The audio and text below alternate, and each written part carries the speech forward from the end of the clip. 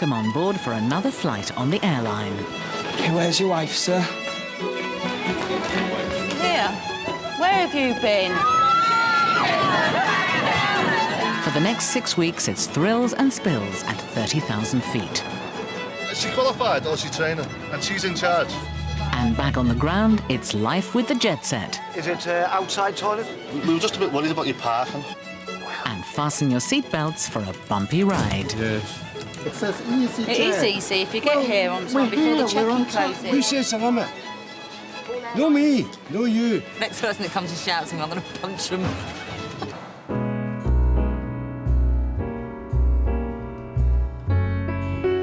Come fly with me, let's fly away. If you can use some exotic booze, there's a bar in far Bombay. Come fly with me, let's fly away.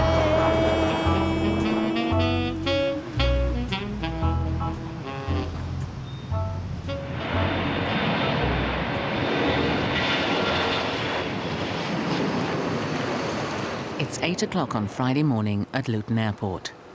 While the rest of the country winds down for the weekend, the staff at easyJet are bracing themselves for an invasion of 10,000 weekend travellers.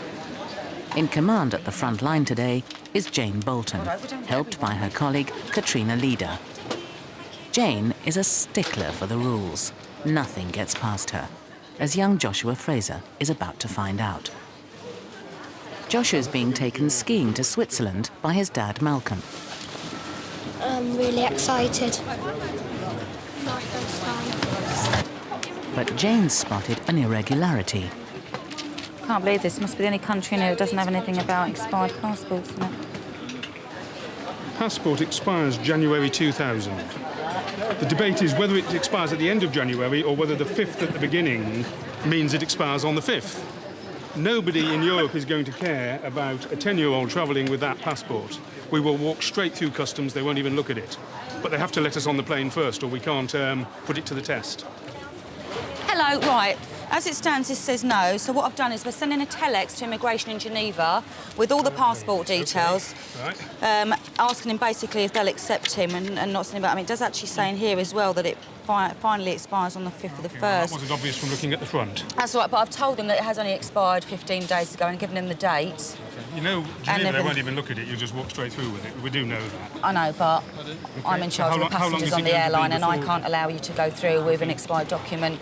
It could be 5 minutes, it could be an hour. So if I say to you, go and grab a cup of coffee and I'll find you... We'll wait here. Not going to get mad yet. I'll get mad if we have to go on a later flight and have to go to a passport office and that, which will be silly. It's my son's first trip skiing, so it's quite important that we do this and we don't cancel it.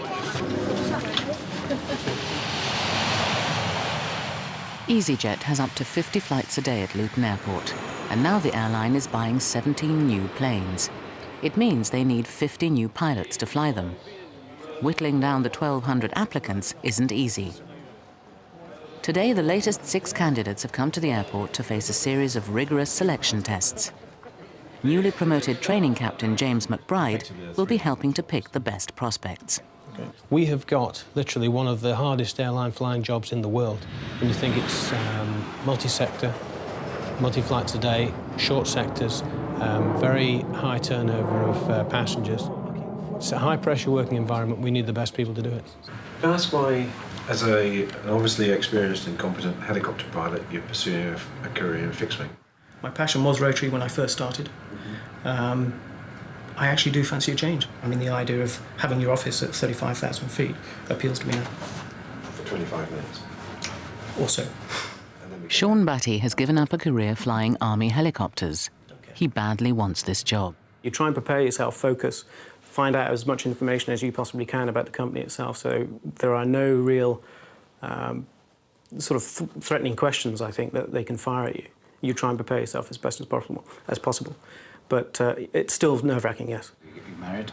I am married, yeah. And children? No children. Trying. Well, that's not really our concern. No, is it? Albeit that he's got several thousand hours helicopter flying with the Army, he's doesn't know one end of a 737 from another, really. So he's almost like a raw recruit. Meanwhile, Joshua and his dad are waiting while Jane checks the Swiss regulations on out-of-date passports with the authorities in Geneva. Thanks for trying anyway, bye. Hi, we've just spoken to them and then they're going to send you straight back, so we need to get you another passport and try and get you on standby on the next flight if that's the risk you're willing to take. Well, that's what we have to do, isn't it? Yeah. Next one's about 5 o'clock, but it's full, so he'll have to go on standby, but that's the risk he'll have to take. His passport's expired. I can't do anything about it at the moment. Try again. Well, we've got to go into London and back, and then we'll make the 6 o'clock, 6 something or other, provided the seats on it's full. So we're on standby, that's the problem. He'll kill me if you don't get on it, won't he? The Frasers have got just 5 hours to get a new passport and make their way back to the airport. They don't even know if there will be room for them on the plane. At the terminal, they're dealing with the knock-on effects of a flight crew member going ill. It means a 2-hour delay to the Geneva flight, and some passengers aren't happy. Geneva, what sort of amends do you make? What sort of refund do you do? I can refund your entire flight, but I can't refund your return flight. Why not? I have to go to Geneva. Okay. Yeah. Today. I won't be able to get you back until tomorrow morning. That's the first available flight. But I haven't got overnight bags or anything like that. So do you supply clothes and everything? We don't, no. Yeah. Well, we do have the return flight operating this afternoon. Just the fact our latest flight is fully booked. It's fully booked, therefore you can't get me back today. I don't have any clothes. Well, you have the flight booked to return with us. Yeah. We can try That's right. down. Yeah. But because you're nearly 2 hours late going out there, that's if you're on time, which you probably won't be, you can't get me back. If So what are you suggesting I do? I mean, the fair thing is that you refund half the ticket. If you incur extra costs, you can write into customer support and take it out with them. Well, will you just give me a note saying that you'll take care of those charges? I'm not customer support. I can't give you a note. Yeah. So basically, you're just doing a run around. You couldn't give us stuff. Sean Batty's had 45 minutes to impress the panel. What do you think of Sean?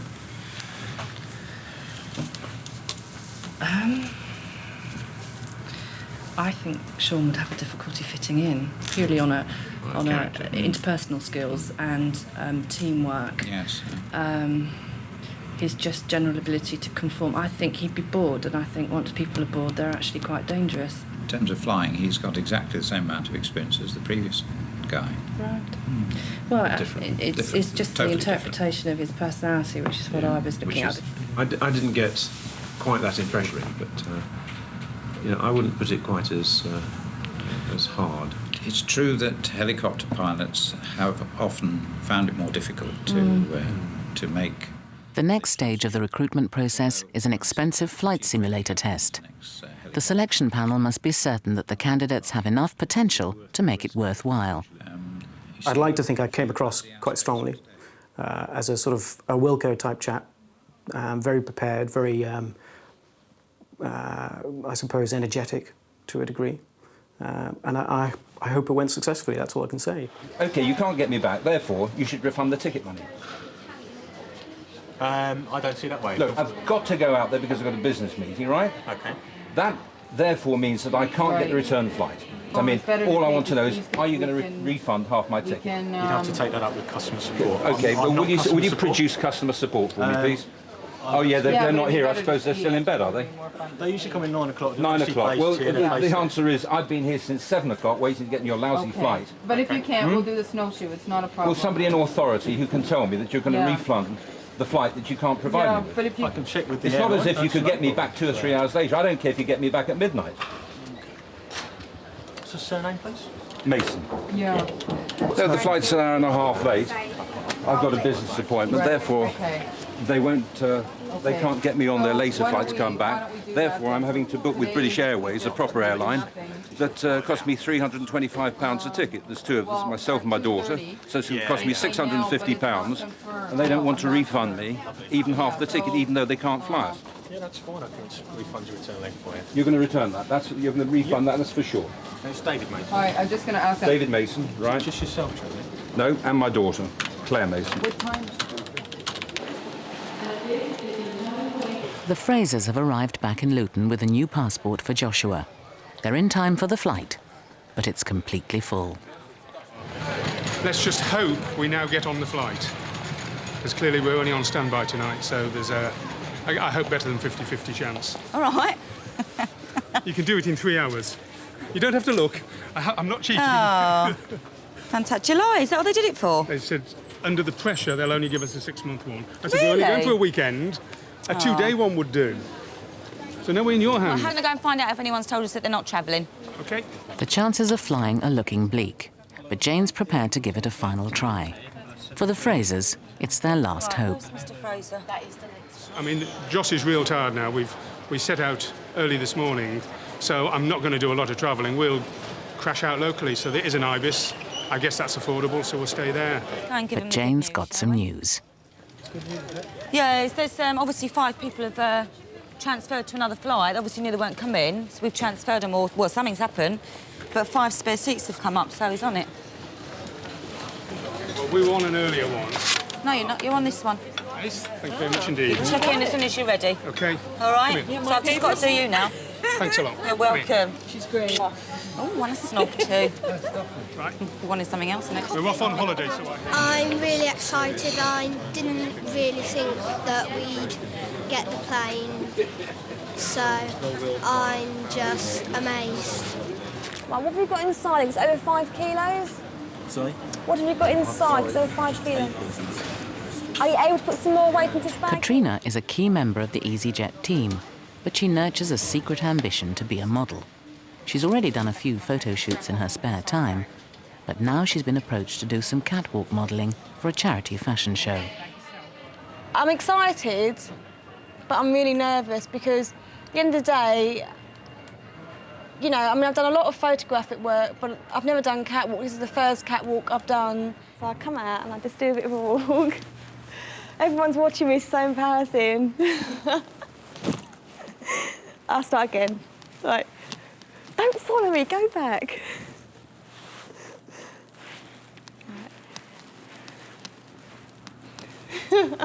Excuse me, what are you up to here? Oh, I wished I knew. I'm just doing a bit of a rehearsal for tomorrow because I've got my first catwalk show. It's 2.5 weeks since Sean's interview, and he and his wife Shona are still waiting to see if he's made it to the next stage, a flight simulator test. He hasn't worked for months, and they're desperate for news. I've been trying to be the happy one, the one saying, oh, don't worry, it'll be all right at the end of the day, you'll get the job, you know, you'll get the sim ride. And it's been really difficult because deep down I've been as nervous as Sean, but trying not to show it. So it has been really hard. OK, perhaps this hasn't come off. And I'd also spoken to one of the chaps that I was actually doing the selection with, and I'd already heard that he had been through a simulator ride, he'd already been offered a contract, and I thought it was a lost cause. I was getting quite upset about it. 8:15 a.m. at Luton. The morning flight to Liverpool is just leaving. Jasvinder Jeetal is supposed to be on it. She checked in, but lost track of time, and now it's too late. There's no service. I missed the flight. There wasn't a call, and I was sitting down having coffee, and they reminded everyone, and then told me it was 25 days. I know, it's a disaster. I can't do it. Oh no! I know I should have been, I was. They weren't very clear on where to go. When I got there, it was too late. Jasvinder's due at Liverpool University Dental School in 3 hours' time for an important interview. They'll change it. It says on the letter. Okay, and I'll phone the university. Okay, bye. I've got an interview for dentistry. It might be my only chance to get there. They can't necessarily give me another interview on another day. I can't get through to university. If she doesn't make it, she may have blown her only chance. I was meant to get the 8 flight out to Liverpool. Right. And I missed it. And I really have to get to Liverpool. Well, that one's already gone, darling. The next flight isn't until tonight. I know. Is there anywhere else that go from? No, we only go to Scotland, I'm afraid. It would mean having to go to Scotland to get the train down. The next plane to Scotland goes at 11:45. But you'd have to get a train from there all the way down to Liverpool. Which would take ages. So I'll take about a couple of hours, I think. Done this sort of thing before then? Sort of like catwalk and all that? I've never done catwalk before, no. Just photographic, but all the models that are there, you know, they've been doing it for years. That's their profession, that's all they do. And there's Katrina, a check-in agent, trying to have a go. Jasvinder's trying to ring the university. She still can't believe she missed her flight. I was expecting them, I was listening for them. Yeah, they put 6 calls out for you by name. We'll try the university again anyway.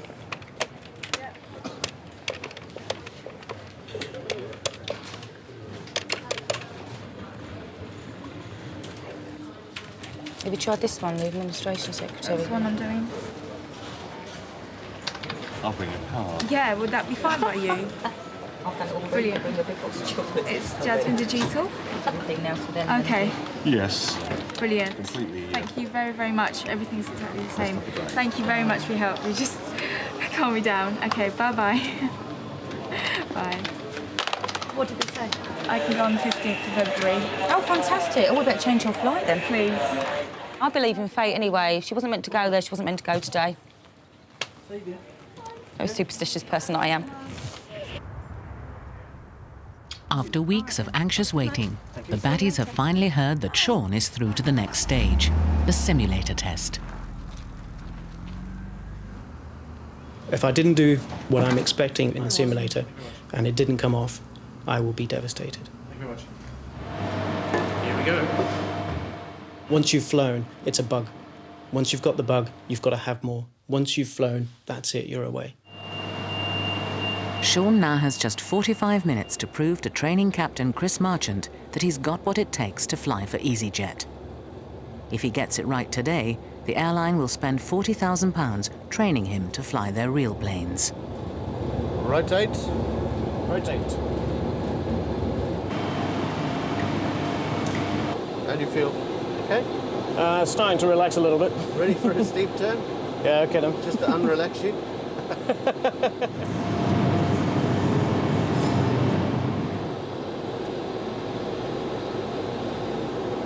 Okay, speed's decreasing. How do you feel about that? Yeah, okay. Right. Scan was broken down a little bit on the second one. Yep, okay. Just watch your speed will be decreasing now. Just put a bit more thrust on there, that's it. It's a bit more than it. At 120 and a bit. That's it. 50, 40, 30 flare. Okay, bit of a float there. Yeah.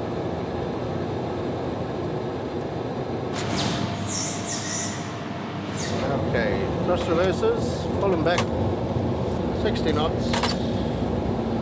Hit the order brake, bring it to a halt. No, leave it, that's fine, it'll stop itself. Well done. That's it. Check it out. There's our little balloon on landing. That red bit. Didn't crash it. No, it was good. Bumpy landing aside, Sean still doesn't know if he's done enough to get a job offer. Hopefully that's good enough and it's a case of wait and see now. A little bit more drama. Katrina and her mum have arrived in London for the fashion show. I'll look out for you on page 3. Oh, I don't know about that. The venue for tonight's charity event is the Bulgarian Embassy in South Kensington. Sure that your complexions. If all goes well on the catwalk, Katrina hopes she will be attracting more modelling offers. Flowing, just keep going. You're doing really well, Katrina. Katrina has fought a battle against cancer. She survived against the odds, but the side effects of her treatment still worry her. When I was 16, 9 years ago, I lost use of my legs for a year due to my chemotherapy, and I had to learn to walk again. But, sometimes now my feet go into a sloppy stage where I'm not walking properly. Katrina's husband, Julian, has rushed straight from work to give his support. She was really nervous last night, petrified really, but now she's here. We're nervous and we're only going to watch. Yeah, I'm nervous. For Sean Batty, it's the moment of truth. Hello, good afternoon. Is that Sean Batty? Most certainly is. Good afternoon to you, Sean. My name's James McBride. Hello, James. I'm talking from easyJet. I tell you what it is, Sean, you did the simulator ride the other day. And I know you were looking forward to news on that, and I can tell you that it's good news, Sean. You've got a course starting in July on the 737. You've got a job with easyJet as a first officer. Brilliant, mate. Thank you very much indeed. You pleased? Oh, very pleased. I think he was pleased. What did he say? He says I start in July. Fantastic. At the Bulgarian embassy, there are last-minute nerves. Oh, please don't let me trip. Katrina's family have been joined by EastEnders star Troy Titus Adams, who's come to watch the show.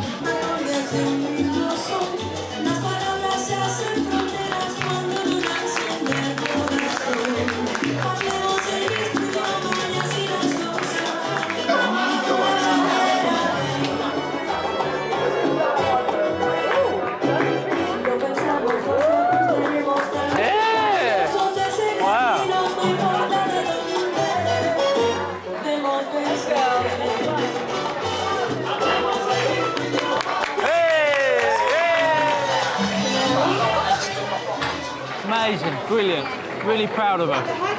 Excellent. Within about 30 seconds of knowing I was going to go on, my nerves just came. And Your nerves? Well, I'm not My sure. nerves. I'm not sure if I lost it altogether, to be honest. I realised my faults once I'd done it. Mum's shaking her head. I realised my faults once I'd done it. Like, I was going a bit fast. But one way or another, it's still a moment to savour. Mum, take another one. Jasvinder finally got to her interview at Liverpool University, where they offered her a place on their dentistry course. Right, so today... Within a few hours of hitting the slopes, Josh was skiing like a natural. And after all the angst, Sean decided he couldn't wait until July to start at easyJet and took a job with another airline instead. I don't understand. Tonight on Airline. You could very easily put us on if you wanted to. The seats are there. We are here. It's chaos at Luton when fog closes the runway. Remember I checked when you were over the back there? I'm sorry, yes, no, I you didn't. did. Just how far can good manners take you? Please, please, please. Onto this flight. Please try and get me onto Can't it. get you onto this flight. Well, after you. And a trainee pilot feels the heat on her first flight. She's qualified and she's in charge. Can they get out here?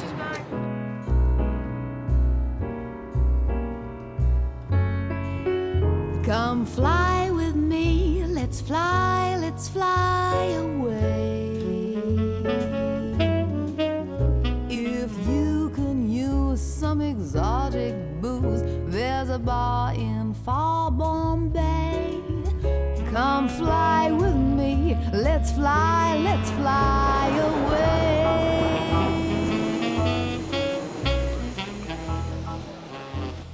Luton Airport at 6:30 a.m. It's bad news. No, it's Jane. Now, what's happening with all the flights? With the Zurich and that? Oh, you've got an hour and a half to 2 hour delay on your flight due to fog here. The airport's actually closed. The whole country has been shrouded in a thick fog. Worst hit of all seems to be Luton. With visibility down to 50 metres, the runway is closed. Nothing can take off or land. This is the worst I've ever experienced, and I think in 25 odd years of flying, I've never been delayed so long getting airborne, so it is fairly unusual this morning, but it does happen, unfortunately. In the departure lounge, hundreds of stranded passengers are resigning themselves to a long wait. They have no idea when they'll be able to fly. Trying to keep her amused. Yeah, we're waiting for your airplane, aren't we? Yes. So I'm going for a job interview, so it can be more crucial. Seems a shame we can send men to the moon, but we can't get aeroplanes out of foggy airports. The knock-on effects have also brought Liverpool Airport to a standstill. So it's returned today at 18:25. At the sales desk, Lian Chung is trying to cope with a flood of refund requests. The Luton flight should have left an hour ago, and businessman Ian Lawrence wants his money back. I'm going to drive. Kai, do you have a... Yeah, flight's been delayed. It should have gone at 10 to 7, and it's now 10 to 8, and I've got a meeting at 10:30 at Luton. So I want to drive it. Should have done it in first place. Got a gentleman in front of me that makes another male that's coming off this, but he's got 2 pieces of luggage. Is there anyone available your side to go and get them off the aircraft? How long do you reckon that'll take them? He's just going to call them on the radio now because they're out there anyway, so it shouldn't be too long. Right. Well, I might not be late, who knows? I might be lucky. It depends how quickly my bags come out. Fortunately, she said I'd forgotten I had bags here. I'd just driven off without them. I'd have got there with no clothes to wear. So what are you going to do now? I'm going to drive it. All the way? All the way. On your own? Could have stayed in bed an extra hour or 2. I wish I could have stayed in bed an extra hour or 2. I wish I hadn't come in because they're all delayed now because of the fog here. These bags, there you go. Thank you very much. Are they yours yet? The pressure is on for Ian. He's due at his meeting in 2.5 hours, and it's a 200-mile drive away. 24-year-old Liverpudlian Georgie Hobbs is one of 50 new pilots easyJet has taken on. Georgie will face a rigorous 3-month training course before she's qualified to fly for them. Today she's taking part in a team-building exercise, but it's not her flying skills that are being tested. This is a computer. You can tell that, couldn't you, immediately? And this is because it's just saying that it's the web's favourite airline, and we're just basing it on the fact that a lot of the sales are done over the internet. I've come from Debonair, and they went bust, and I was with them for 2 years, and it was a similar type of idea. You know, that was my first airline that I worked for, and it was a small airline, and I was with them as they grew. And rather than start off when you're a small fish in a big pond, I'd rather be, hopefully, a big fish in a small pond. The airline already has 260 pilots. Georgie will be one of only 10 women among them. If I fly with a captain for the first time, I know that the first thing he's thinking about probably is the fact that I'm a girl. Whereas with every other first officer he's ever flown with, it's, how he's flying. So you always have to get over that initial hurdle before he actually realises that you're actually good at flying an aeroplane. At Luton, the fog is going from bad to worse, and no one knows when the planes will be cleared for takeoff. Sitting here for an hour and a half. Bye, thank you, merci. Inside the terminal, it's turning into the day from hell for Jane. Yeah, when she's finished typing. These sisters have been trying to change their flight, but there's some confusion over who they've been speaking to. If there were seats. Remember I checked when you were over the back there? I'm sorry, yes, no, I you didn't. Because no, I said to you, I said the check-in was closed, we couldn't get you on it. No, I said, yes, no, I she did. came back to tell me, oh, that's all right, Well, we're going to go on the then. It was you. I couldn't get you on I'm the afraid flight. there's not another lady with stripy hair like you. If they'd have just given us more information, we could have possibly got onto it, but they don't seem to be interested to fill up the plane and keep passengers happy. I would never turn around to anyone and say, yeah, I'll get you on the flight and then walk away, which I thought was really bizarre. Anyway, she said, there's only one person in this airport with stripy hair, obviously meaning myself. Bothered. Not. At 24, Georgie will be one of easyJet's youngest pilots. But she's been flying since she was 15. She qualified for her private pilot's licence on her 17th birthday. I couldn't get any time off school, so I had to go really early in the morning. And my mum didn't want to know I was doing it, but I didn't tell my dad either, but he knew that I'd always do it on my 17th birthday, because obviously I wanted to do it as soon as possible. Qualifying as a first officer for easyJet will be a stern test of Georgie's ability and determination. As a young pilot, she's under added pressure to prove herself. You are going to be nervous if there's a captain who's been flying the 737 for 25 years, and I've been flying it for a week. And, because I want to obviously show him that I've got the ability to be able to be very good. At Liverpool Airport, the Luton flight is boarding.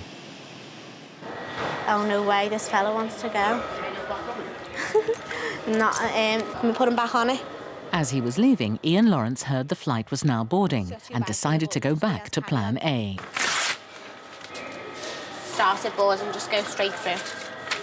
Cheers, Leanne. See you, bye.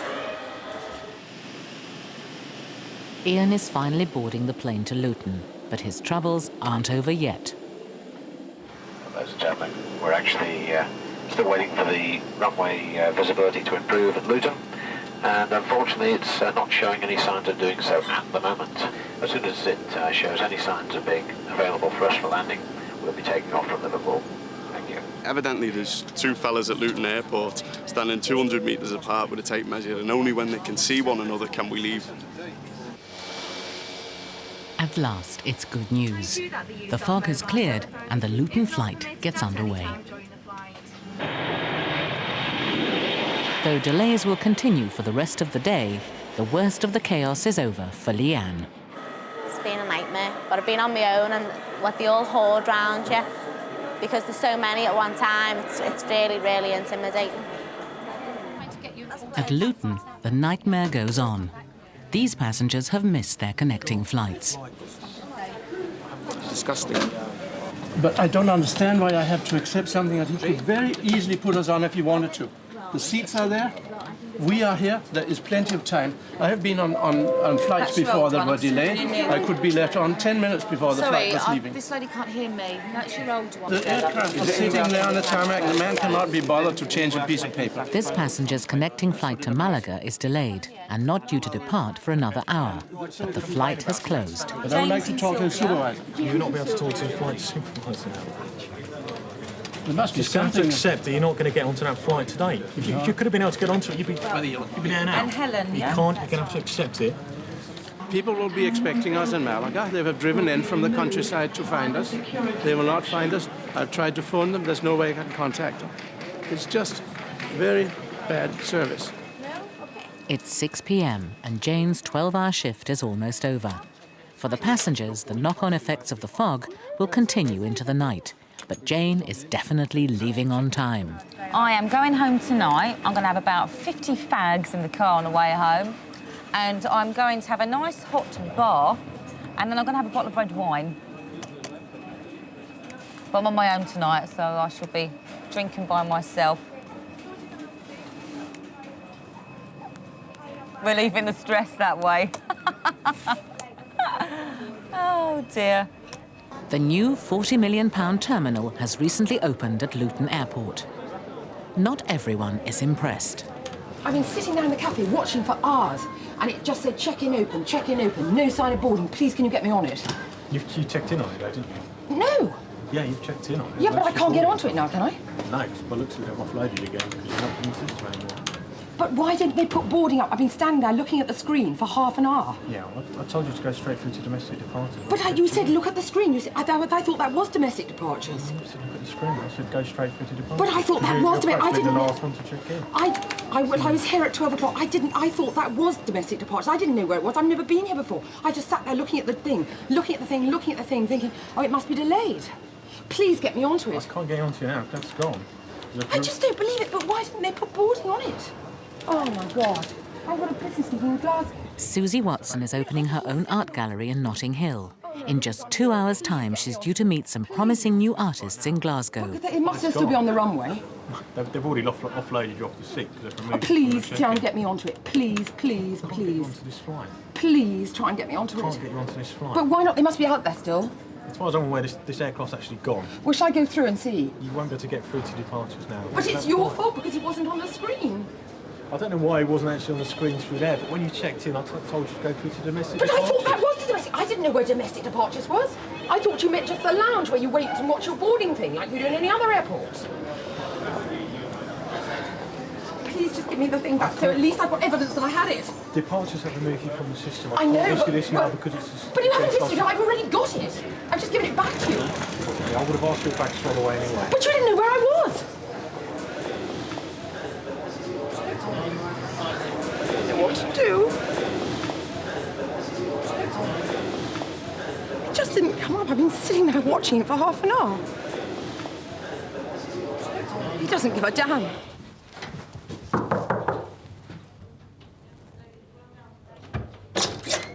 Hi. Oh, hello. Good morning. You must be Georgie. I am. Hi. Hi, this is James. Nice to see you. It's Georgie's big day. Under the watchful eye of Captain McBride, she'll take her first ever flight for easyJet. And this is Taryn. To become a fully qualified easyJet pilot, she'll have to do 30 training flights. But the first is always the hardest. One thing I'm going to say to you today is don't forget the experience you've got, right? Yeah. Because that's not gone away. No. Okay. I know you've been off for 6 months, and you think, oh, I'm really going to be rusty, and you know, I'm going to forget everything. You're not. It's all in there somewhere, all right? And it's our job to just bring it out during the line training. We've got 30 flights in line training, plenty of time, and then we'll get you online. Okay? Okay, do you have anything in your possessions given to you by anybody? There you go, you're boarding at 9:30. In the terminal, Katrina faces a flyer who's anxious for a different reason. Safe airplane? Is it safe? Yeah. Of course it is. But this is the airplane who crashed twice, no? What, sorry? The airplane who crashed twice, no? No, it hasn't crashed twice. I'm scared of this airplane. It's fine, honestly. Honestly, fine. Because I don't know, I never flew with this easyJet, so it doesn't seem to me like it's a safe airplane. It is a safe airplane. It is, I promise. Do you want us to board you first? Are you a nervous flyer? Or Yeah, very. do you want us to board you first? But I can sit with my friend? Of course you can. You all board together. Okay. All right. Thank you very much. Thank you. Bye. Because it's a budget airline, she wanted to know whether the captains are properly trained. Are they? Yes, they are. My name's James McBride, and with me on the flight deck this afternoon is First Officer Georgie Hobbs. Very warm welcome on board this easyJet flight, the 603 service. Georgie is just minutes away from her maiden flight. We'll be on our way in just a few minutes. It's the captain's job to taxi the plane to the runway. But then it's all over to Georgie for the takeoff. Clear takeoff, 26, easy, fine, 6 o'clock. Clear takeoff, this is 6 o'clock. Are you happy? Yes. Clear to go. You have control. I have control. It's Georgie's moment of truth.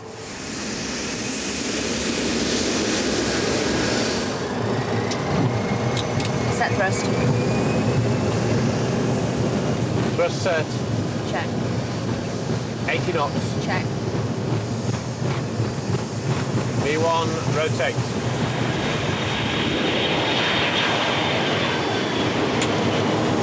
Positive 5. Gear up. Heading select for it. Heading select, you have it. Turning 240.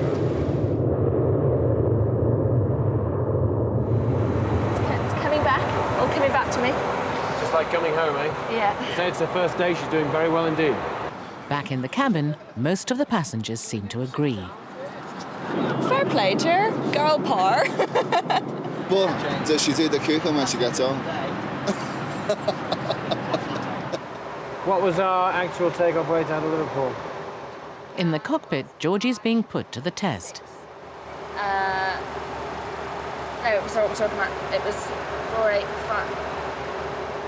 Sorry, you shouldn't have to something remember. like 53170 or something like that, wasn't it? Where would you find it? 53140.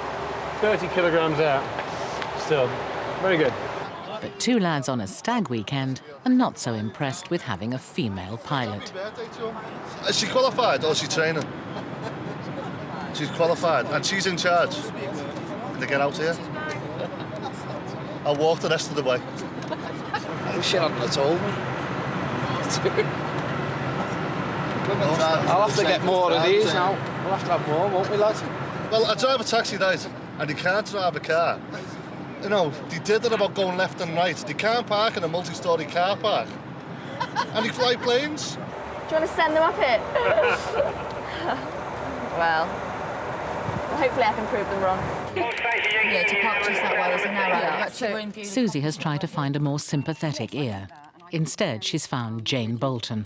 You didn't go through to departures, no? No, because I didn't know that I thought that's where you waited and looked at the screen to find out what gate you were. No, because I was actually sitting with him when he told you to go straight through departures. You have to go right through, because you have to go through passport control and everything. I didn't know that.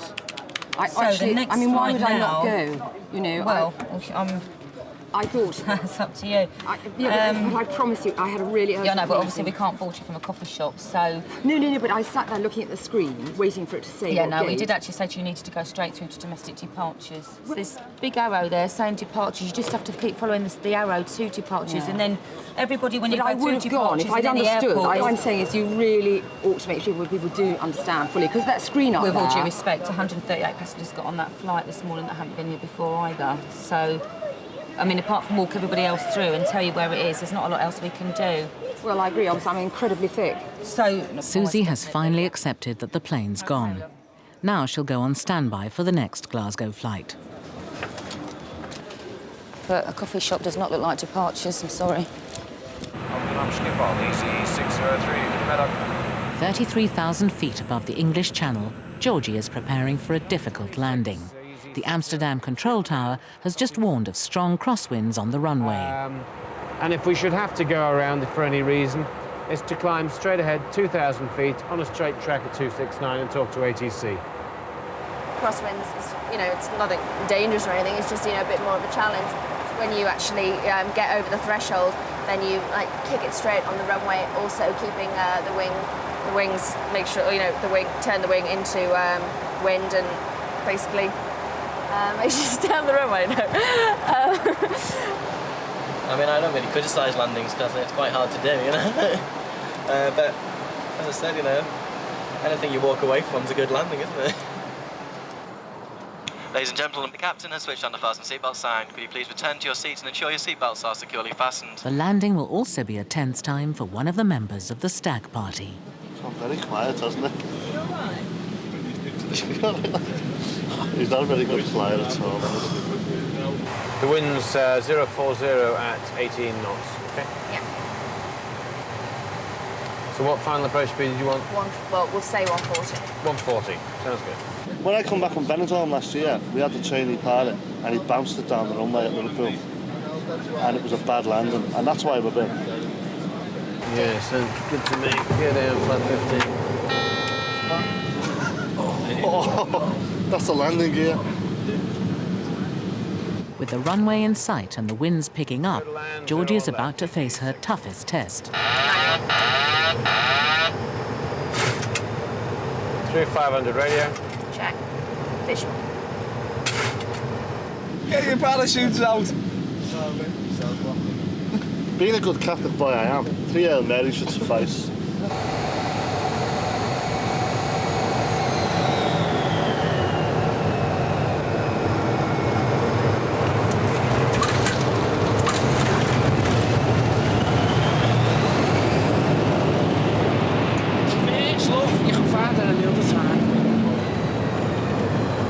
But you found the brakes? And your brakes, good. I have control. You have control.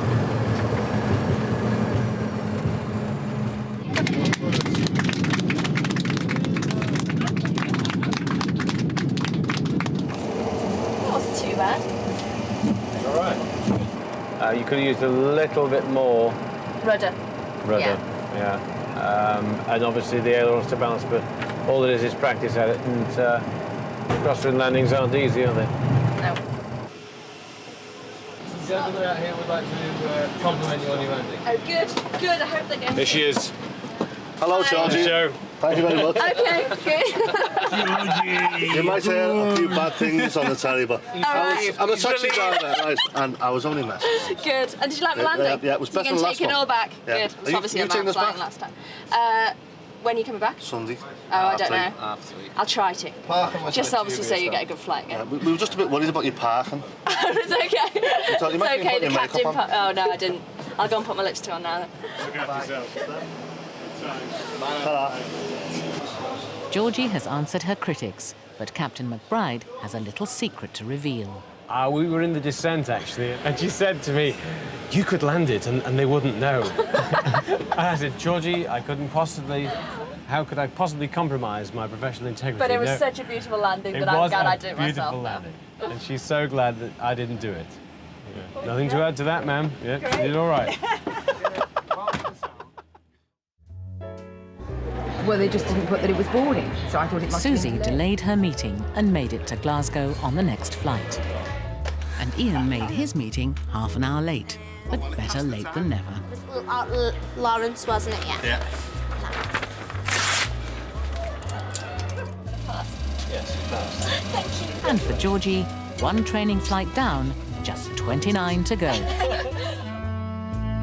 On Airline this week, tempers are pushed to the limit. I didn't pay 30 quid for my ticket. I don't care what I paid. This is unfair. Jane's patience is stretched to the limit. You're supposed to make it easy. It says easy. It is easy if you get here on time. And James is over the limit. I would say that you've had a drink. Who says the limit? No me, no you.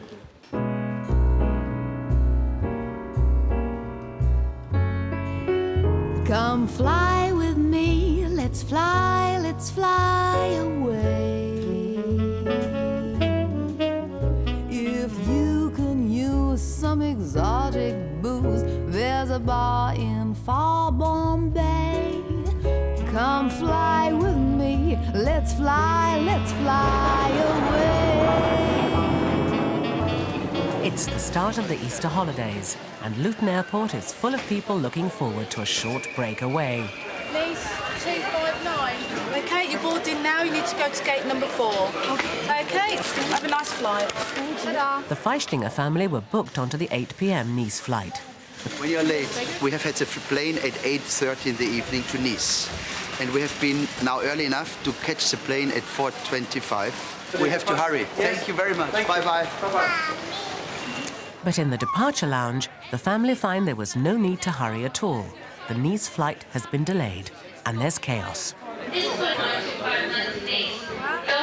were meant to fly at 4:30 to Nice, and they said there'd be an hour's delay. What are we now? 7:15. People here have been phoning Nice Airport, and we're getting more information from Nice Airport than we are from easyJet here. Well, apparently there's fog in Nice, but I've just spoken to somebody who's meant to be picking me up in Nice, and there is no fog. Something fishy going on. We've been telephoning Nice all during the time that they've been telling us that there's fog, and people in Nice say that the airport is completely clear. It's been beautiful weather all day. So something fun is going on. Big problems. Nice Airport is fog-bound, and the airport's shut till 3 in the morning. Nice arrivals aren't coming in, and Nice departures aren't going out. So all these passengers you see around us basically aren't travelling. But the thing is, they've changed the story so many times, which isn't really a help, is it? Not really. Now they're saying we can go at 2 in the morning. For a lot of people, it's a problem because, someone brought me here and I can't get hold of them to come and pick me up to take me home.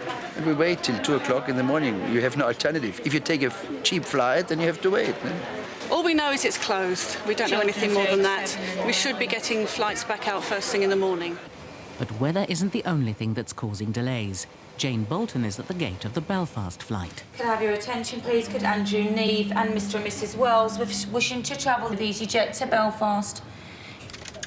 It's a further and final call for Andrew Neve, wishing to travel to Belfast, to immediately contact gate 11. Kindly be advised that your flight has now boarded and we are in the process of offloading your luggage. If you don't get it now, you won't. I'll just shout out. Yeah. You just stay there, don't come right out, because I've got to go on the coach.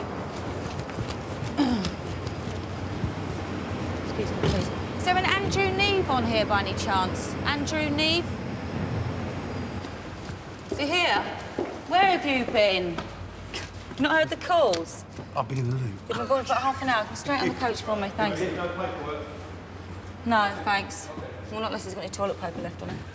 Ooh, typical bloke thing to say. Like, I really needed to know that he was having a dump. Hiya, last coach is on the way. Crept through the gate with a TOB of 129 plus 2 it is, actually. Last passenger was late due to being on the toilet, dear. What a charmer. Mind you, he couldn't have been that ill because he ran quite well. You'll be the first. Back at the Nice flight, mayhem still rules. I can't stay till 2 o'clock this morning with a baby. Anyone with a baby, any customer with a baby, can I leave that with you to take details down? Poor him. What we're offering the passengers we're giving them a free flight. So we transfer them first of all, then we give them a free flight onto another day, whatever's most convenient to themselves. We have got an aircraft we chartered in from another airline to take the passengers at 7 in the morning. And we'll put up in hotels for the night, and we'll have to arrange transport to and from the hotels for them. What compensation are you offering for this gross inconvenience? I mean, it's unbelievable. I'll find that one out separately. These are the people that want to stay in a hotel. Right, I also need to know because I need to make telephone calls. Is the hotel here at the airport? Or nearby. We have 4 persons. No, we have children. Yes. We're going to give you details and then we're going to find out what we have. Can I just ask you, can you get these details very fast? Because we've got like 6 hours of sleep, and you're already taking some of it, which means that we're only going to sleep for 2 hours or something. You know, the point about going to a hotel is to get some sleep. So, you know, can you just be a bit faster? Yeah, we'll do. Yeah? It's true. I just called to Nice. Only the airport is very foggy, and it's closed. It's really closed. The airport is closed. 6 hours later, the first Nice flight still hasn't left, and now passengers for the next flight are arriving to check in. Cue total confusion. We want clear instructions. Look at these people here. You just turn your camera, and they are all waiting here because there's all hearsay. They say you go there and arrange your flight and look at the queue there. But then here they say we take care of it. So what's the right story? You were transferring the evening flight. Yeah, I can show you papers where you've changed out. This evening flights are for this evening can go on for tomorrow evening's flight. But you were told not to do it. No. No, you were asked. We've had well, I mean, at the end of the day, you're now on the flight in the morning, which you shouldn't be on. Like this is for the 259 passengers. So, you know. Well, everybody's doing it. That whole queue. How can we? So if there's 100 seats, there's 300 people on one flight. Mary's a supervisor, so she has authority to override anything. If I she's suspect putting passengers tomorrow on there, there's going to be pandemonium here again. The Nice passengers aren't the only people not going anywhere. Now there are problems with the Barcelona flight as the baggage system has ground to a halt. I mean, look at this queue. So you've had to queue for check-in? I had to check in. Yeah, it's been a big queue for check-in, and now I'm queuing again. We can't jump the queue, can we? Hang on, stay there, sir. Barcelona! At the back of there, he told me, he says, again, the queue. I said, I am in the queue. I said, we've been called it because we've got to fly just tonight. Tell them you queued and you've been called and just go in, join in. Yeah, but you can't argue with the people, you know, everybody has got the same right. You know, this is silly, it's stupid. Barcelona and Naples flights, please. Get to the front. It's that so queue. where am I supposed to join up? Where am I supposed to go? The queue that's moving. There's 2 queues. You can see 2 queues. You can join that other queue.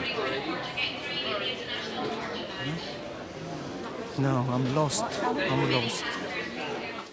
It's now 8 hours since the first Nice flight was cancelled, and finally the first group of passengers are on the move. There's 2 flights in total. This is the first flight, and the passengers for the second flight are still in the terminal. So they're in there sorting that out at the moment, and then boarding onto the bus shortly. Hopefully. So we've been told we're going back. We're going to the hotel, but who knows? They're supposed to be picking us up we have to be back by 6 tomorrow morning. Right, as so be far as ready we for know. 5:30. We just want a shower, a large red wine and some food. But not everyone can start to unwind just yet. easyJet, you keep your tourist seat. Here we go. You can do what you want. And I'm going to go. Bob Hilling's gone, but we've got to British Airways from now on because this is a bloody baloney. I didn't pay 30 quid for my ticket. I don't care what I paid, and this is unfair. The treatment I received is absolutely disgraceful. Well, also, I've just had easyJet saying to me with a 9-month-year-old baby, what do you expect to do? You can stick it and stick it and stick it even more. And this is the only gentleman that actually helped me up the stairs. Hurrah! You want me to wait there? And he's the only gentleman that helped me up the stairs with the baby as well. She's supposed to finish 4 hours ago. There's me no lunch. I've been here 12 hours already. I'm not, you know, we're put under pressure. I don't mind, I can cope with that, but at the end of the day, when one person shouts, it makes them all shout. I had to call security 3 times because I wasn't sure we were going to get smacked by some man. We're very vulnerable behind here.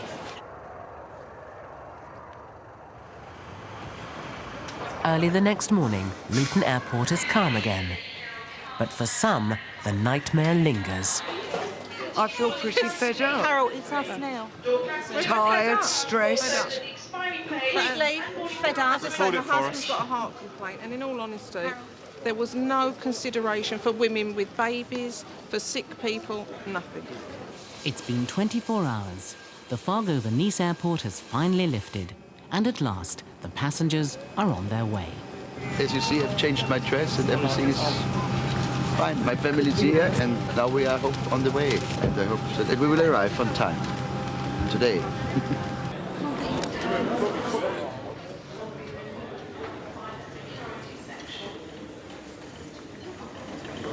It's a chandelier for my new shop. I found them sort of the day before yesterday in King's Road, and I thought I'd better go for it quick. The chandeliers of her fashion designer Isabel Christensen's new boutique in Monte Carlo. For Isabel, the right look is essential. It's really beautiful. It's really old and wonderful. I have a picture of it. I have a picture of it. Yeah, but the picture doesn't do it justice at all. But it looks horrible there. You can't even see the blue crystals. Well, the opening is on Monday, and nobody could take these chandeliers for us, so we're taking them ourselves. There shouldn't be any problem. She will guide it through customs, and that should be the end of it. Security is making a thorough check of the boxes. It's a careful process. Each chandelier is worth £10,000. We've got to get all of this out to get that in, and then put it all back up. Yeah, yeah, you empty it all out, then put a bit back in. Ready? Over. Just the one.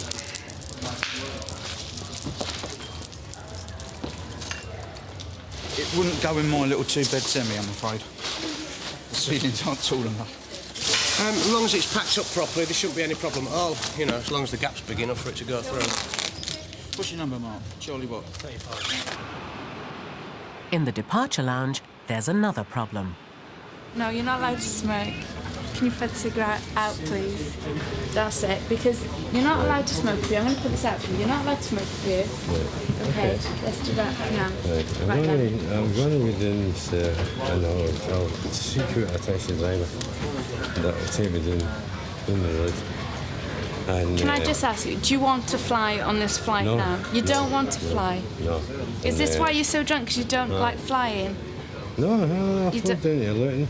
I felt he'd been drinking, so I said to him, look, unless you calm down, have some coffee, they won't allow you on the flight and they will be watching you. But I did sell him the ticket, but on the condition that he was okay to travel. Okay. I don't want to fly. You know what I mean? I don't want to fly.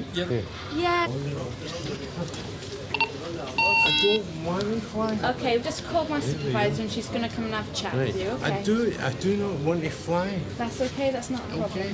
Originally he said he wanted to go to Magaluf, and I've heard he was originally on a Monarch flight that he was offloaded from because he was too drunk for that.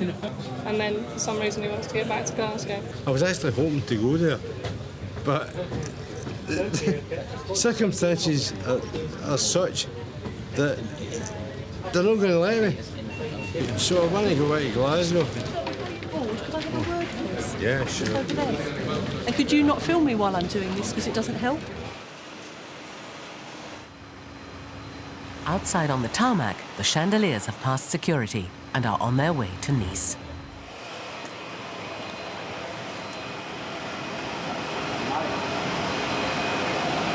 Sitting on the door.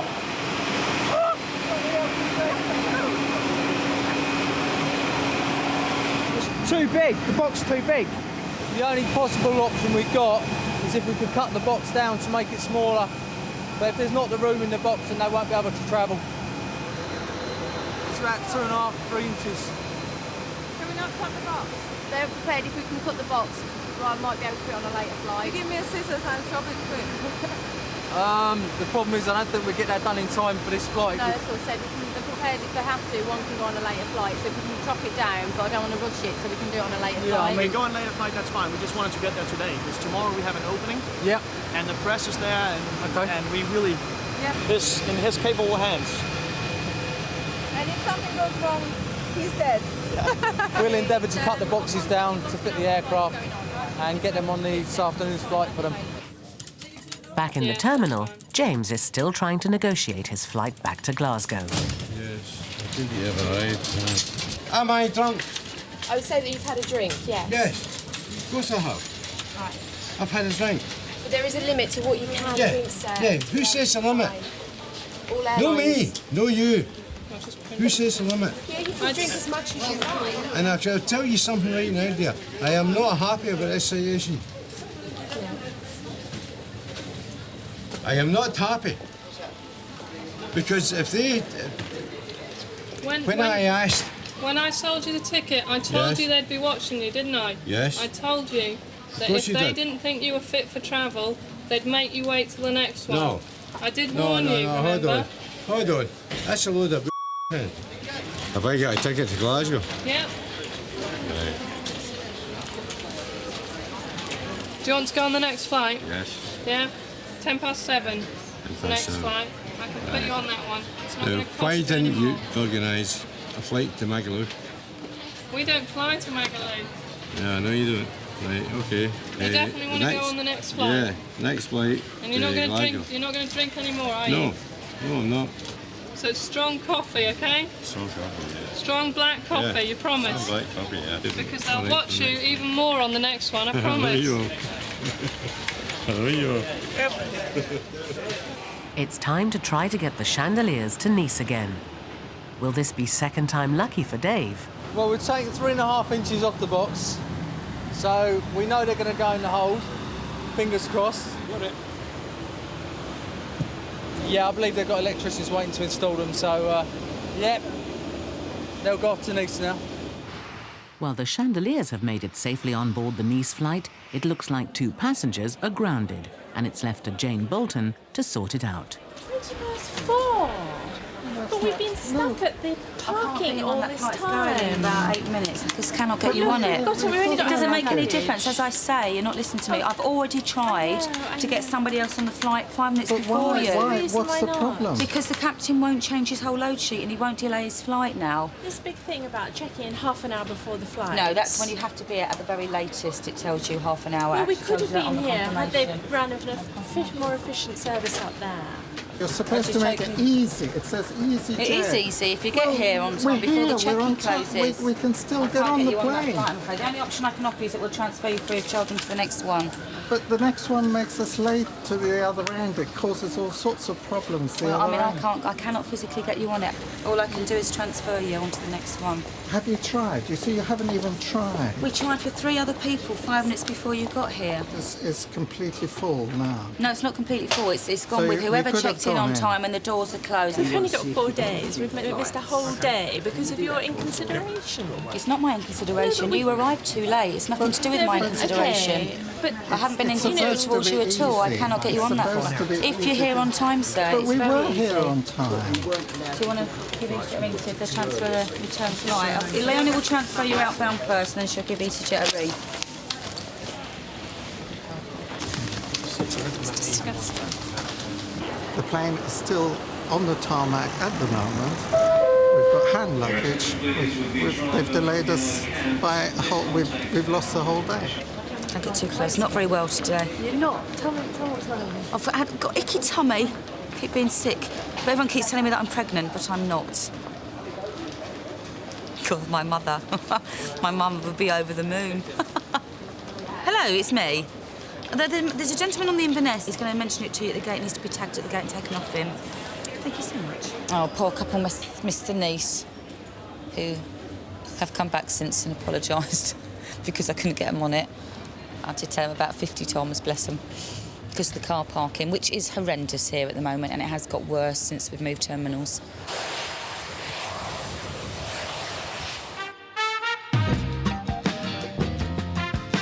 Sunny Monte Carlo. With the launch of Isabel's boutique just hours away, preparations are frantic. And Janus is beginning to feel the pressure. 1 second. Would you like to have the type of carpet you have upstairs covering that? She doesn't like that either. Next suggestion. The chandeliers were meant to come on the next flight, be taken from there to here. We phoned Nice Airport to make arrangements for that to happen. We're told that the best thing would be to leave them in customs overnight and get them the next day. So Isabel arranged for an agency to go out there and get the chandeliers out in the morning. That didn't happen. Oh yes, they've only just arrived. And I'm waiting for them to lift it up and put it up now before, all the guests arrive. When Dennis is quiet, there's always something wrong. If he disappears for a long period of time, you can be sure that's a major problem, which he's trying to hide until I find out. I can see my chandelier still standing over there, and that is making me incredibly nervous. What's happening with the chandelier? I really don't want to know right now. I just want to make sure that if it's 5 minutes before 6, I'm happy. Just before 6. That's all I need. When can we get it out? As soon as the electrician's back. When did he go? Why did he go? Maybe to park his car somewhere else, or I don't know. He's not finished. He's coming back. All his stuff is there. The electricians turn up with only an hour to go before the guests arrive. Electrician, please! Wait, it's 5 o'clock, you have to put it now. Has anyone seen Janus? 40 minutes before everybody's coming and disappearing. Maybe he went to change his clothes, like usual, or have his hair done.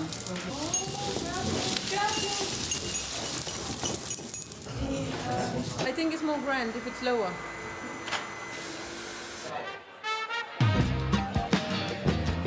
The preparations complete, the party finally gets underway. I really wanted Shirley Bassey and a couple of my other clients, Vanessa May and all this, but they are all touring, so it wasn't possible. Oh, there's Albertson, I have to go. But one special guest did make it, Prince Albert of Monaco. Well, it's a very nice chandelier.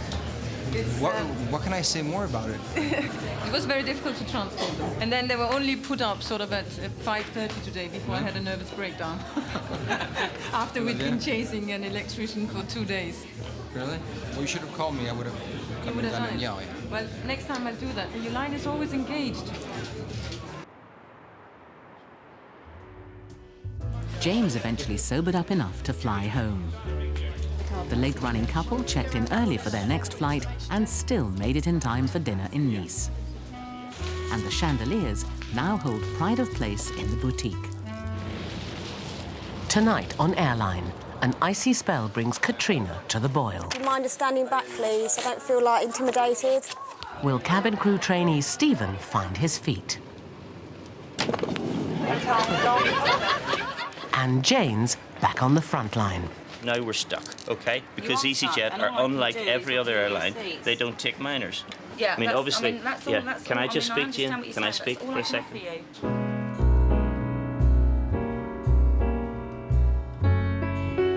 you. Come fly with me, let's fly away.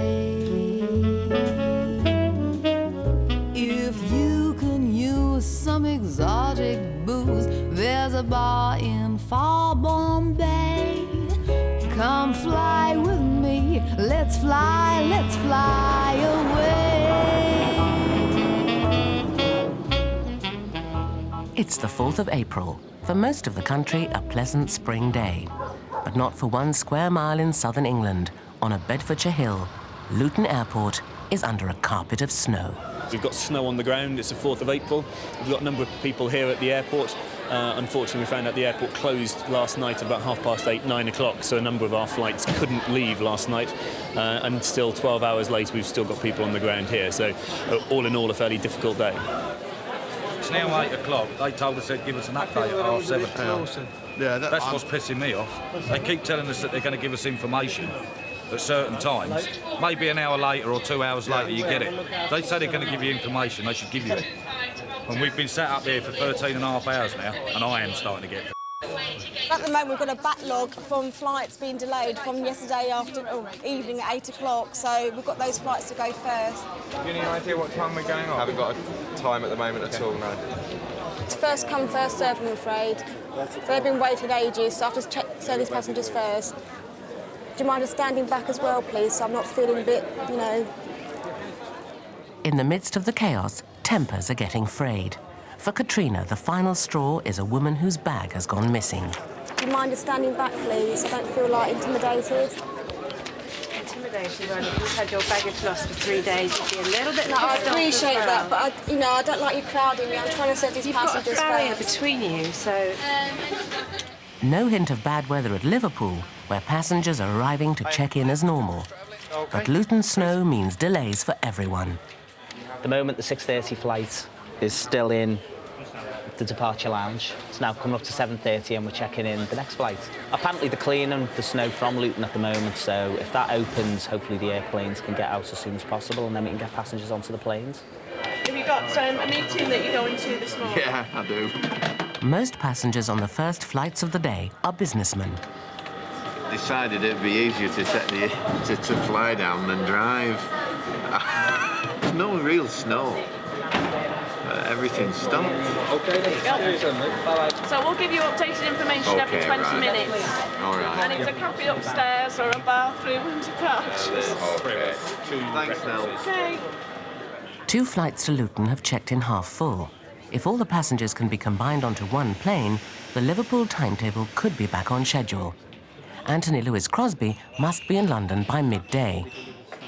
Well, it's the Royal Liverpool Philharmonic Orchestra, and we've had a contract to do concerts in Leeds Castle in Kent, which we've been doing for the last 5 years. This is a crucial meeting to actually try and seal that deal.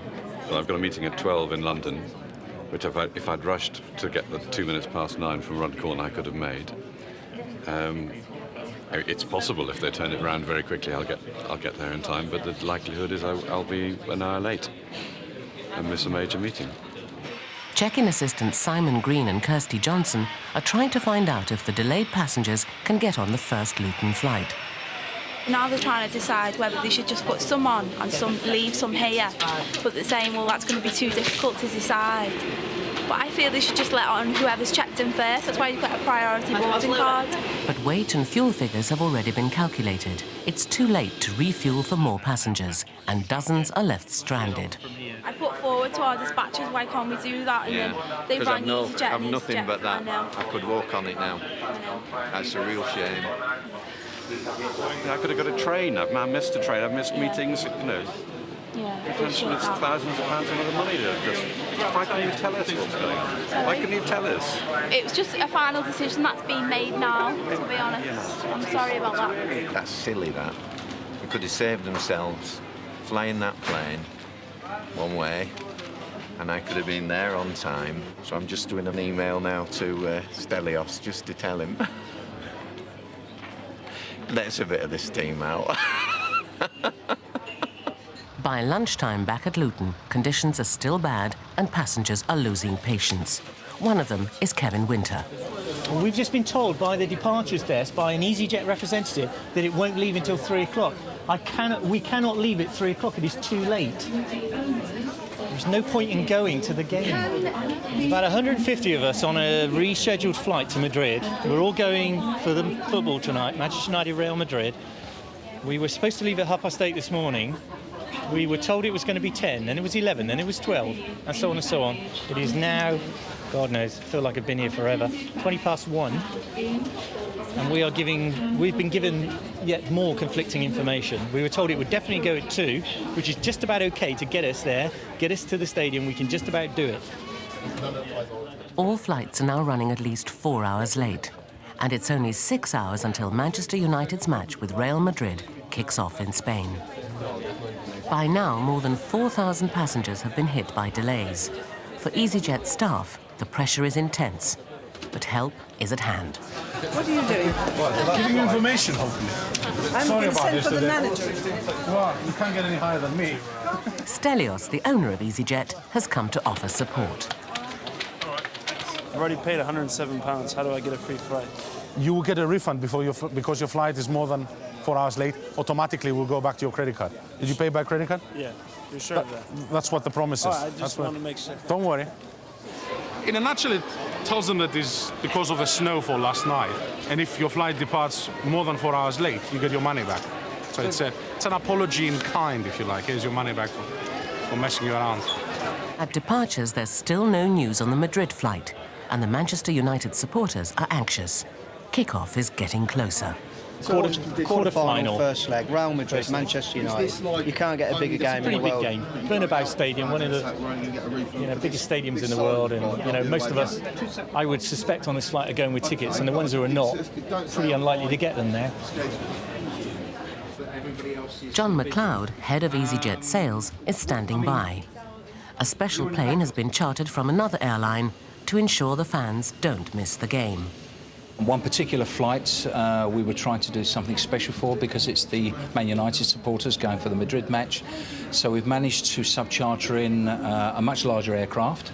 We've made a big effort to get these people on board and they will see the match. The plane is on the runway, ready to depart, but the fans still aren't optimistic. He reckons it's going at 2.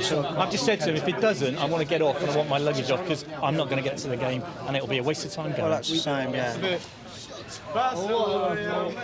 Even with the flight boarding, Mr. Winter is discontent. I'm telling my wife that I'm still going, but if this doesn't take off in half an hour, I'll see you. Once they saw the aircraft, they were happy enough, and obviously once they get into Madrid, and if Man United win, they'll be even happier. And I say that as an Arsenal supporter. There are 5 hours until kick-off for the Manchester United fans. And for the easyJet staff, it's 5 hours until the final whistle. Be updated on departure time. It's been so rushed and manic and just been a nightmare. I would like to go home, but I don't know whether I'm allowed. I feel a bit bad in asking to go home, but I don't think I'm any use, to be honest. I'm just so shattered. I just want to get home to my bed. This is probably a £200,000 day for me in compensation. easyJet trainees have an impressive pass rate of 98%. That means this year only 3 people are expected to fail. Stephen McGarvey has moved from Liverpool to Luton to pursue his ambition of becoming a member of cabin crew. Today, Stephen and fellow trainee Nicole are moving into their new house. I absolutely hate football. It just doesn't interest me whatsoever. But I had to bring them Liverpool shorts. Because they're my brothers, but just to remind me of home, and they fit me, so... But it just reminds me of home. So... I'm homesick, but I've got photos of everyone. That one's my mum. That's my granddad, that's my mum's sister, and that's her friend. That's the best one. It's a dead homely house anyway. It's dead warm and everything, and everyone's just wanders around. It's dead nice, but it's just little things that you need to remind you. Having moved in, Stephen can now concentrate on his goal. If all goes well, he'll soon be flying high in his dream job. It's the school holidays. Sophie and Molly McCulloch usually fly unaccompanied to visit family in Belfast. But this year, their father has used the internet to book easyJet for the first time. We've flown with Jersey European, British Airways, Which, Monarch, as I say, is you fill in an activity minor Ryanair, form. and all of those airlines allow children. It says that we do not accept minors under the age of 14, and your 2 daughters are 10. And there's nowhere on the website that's made really clear, so we accepted that we'd probably be booking on the same sort of terms we would with any other airline. Well, it does say quite clearly, kindly read terms and conditions of contract before you make your booking, sir, and you chose to ignore that. I didn't choose to ignore it. I didn't read it, and, OK, now we're stuck, OK? Because easyJet are unlike every other airline. They don't take minors. There's a solution. Sophie and Molly will be able to fly to Belfast, but only if Dad goes with them. All I'm asking you to do is, because the girls are trying to get away for half term, is to try and accommodate us some way. Yeah, I mean, obviously, that's all, can I just speak to you? Can I speak for a second? Is it possible for me to speak for a second? So, all I'm trying to do is, I would very much like to go with them. I'm quite happy to accommodate them. There's only 14 empty seats, that's it. So the next price available for this flight is 80. 14 empty seats. Do you think they'll be filled? No, not unless somebody pays £80 for the next 2 or £100 for the next 6. So the aircraft will take off with empty seats whenever. I'd be quite happy to pay what the average person has paid, i.e. £40. Well, I can't do that for you. The next seat in this computer is £80. I have nothing in my powers whatsoever to get the seat any cheaper. I'm not that important, unfortunately. I do not have the means to do that, and I would not be told how to do that. Okay. So that is the only price that I can offer you to get you out with your daughters.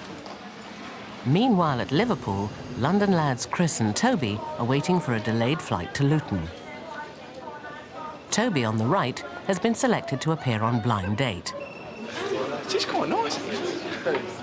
He uses the delay to practice his chat-out lines. I'm going on Blind Date in 2 months, and I've got a couple of questions I just want to run past you. But the first one is, I get bored with girls I go out with after about 2 months. So what would you do to stop me from straying? Attach a lead to you? Would you? They like their kinky stuff in Liverpool. They like their kinky stuff in Liverpool. And I love my clothes. Love my clothes. What item of clothing best describes you and why? A designer dress, because it's original like me. Well done. I'm going on Blind Date in about 2 months, right? And I've got 2 questions I want to run past you and see what they're like. Okay, the first question is, I get bored with girls I go out with after about 2 months. So what would you do to stop me from straying? Tie you to the bed or something. Hi. Having asked the questions, it's time for a quick reminder.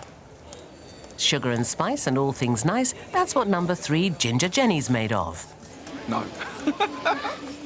Or will it be number 1 kinky brunette Sarah? She'll tie a lead around your neck to make sure you never stray. No.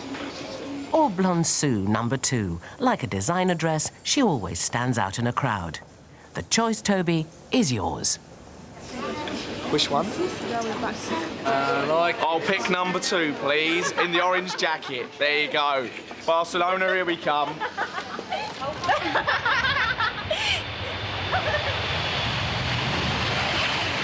Back at Luton, negotiations continue. But as I've said to you now on several occasions, I cannot get a cheaper seat for you. I don't have the means and I don't know how to do that. OK, looks like we have to pay through the nose, girls. OK, that's done then, so you need to check in now. OK, thanks. See ya. An extra £150 worse off. The McCullochs are on their way. Before I ask you to do your booking, it says the terms and conditions of the contract. If he would have read it on the day that he made his booking, not only would he found that out, but he would have got himself a cheaper flight at the same time. He only paid about £20 each for their flight, so he would have got the same price. It's Stephen's big day. Time to put the theory into practice for the final stage of his training, the check flights. Before Stephen can become a qualified member of crew, he must pass 2 flights. Just one mistake will mean failure. The man who will judge his performance is examiner Brian Clark. He's been doing all right. He's a little nervous, but that's to be expected anyway. I just feel for him because I know what it's like to be on your first flight and know that you're being watched as well by somebody from training departments. But yeah, he's doing all right. When the passengers arrive, Stephen's first job is to greet them and make sure their hand luggage is stowed correctly. You can't predict what the passengers are going to do. Who's to say the second you walk away, they don't take the bag per house and put it on the knee, and then Brian walks past and he sees that house, so it makes it look like that I haven't done it. The first flight takes off, and Stephen is doing well. An easyJet straight down. Jim and Pat Snape have travelled from Sheffield to Luton. Yes. They're planning a special birthday surprise for their daughter, easyJet stewardess Caroline. She'll be absolutely gobsmacked. She really will. She'll have no idea. We're both at work as far as she's concerned. Just long as she's on that plane, that's the main thing. Once we'd booked, we were committed. Yeah. If she wasn't on the plane, that was it, unfortunately. Right. All they can do now is wait and see. At gate 22, Jim and Pat nervously sneak onto the Glasgow flight, hoping their daughter is working on board, so they can deliver her birthday surprise.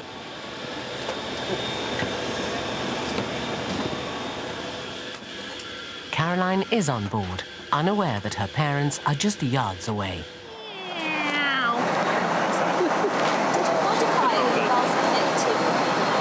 The one I made fell apart when I was trying to ice it, so I had to rush out and buy a new one.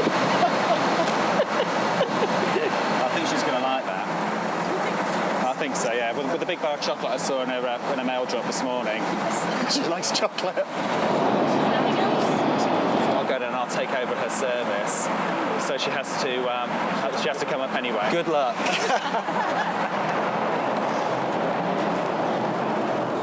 A plan is hatched to get Caroline to the front of the plane. She's been asked to relieve her colleague.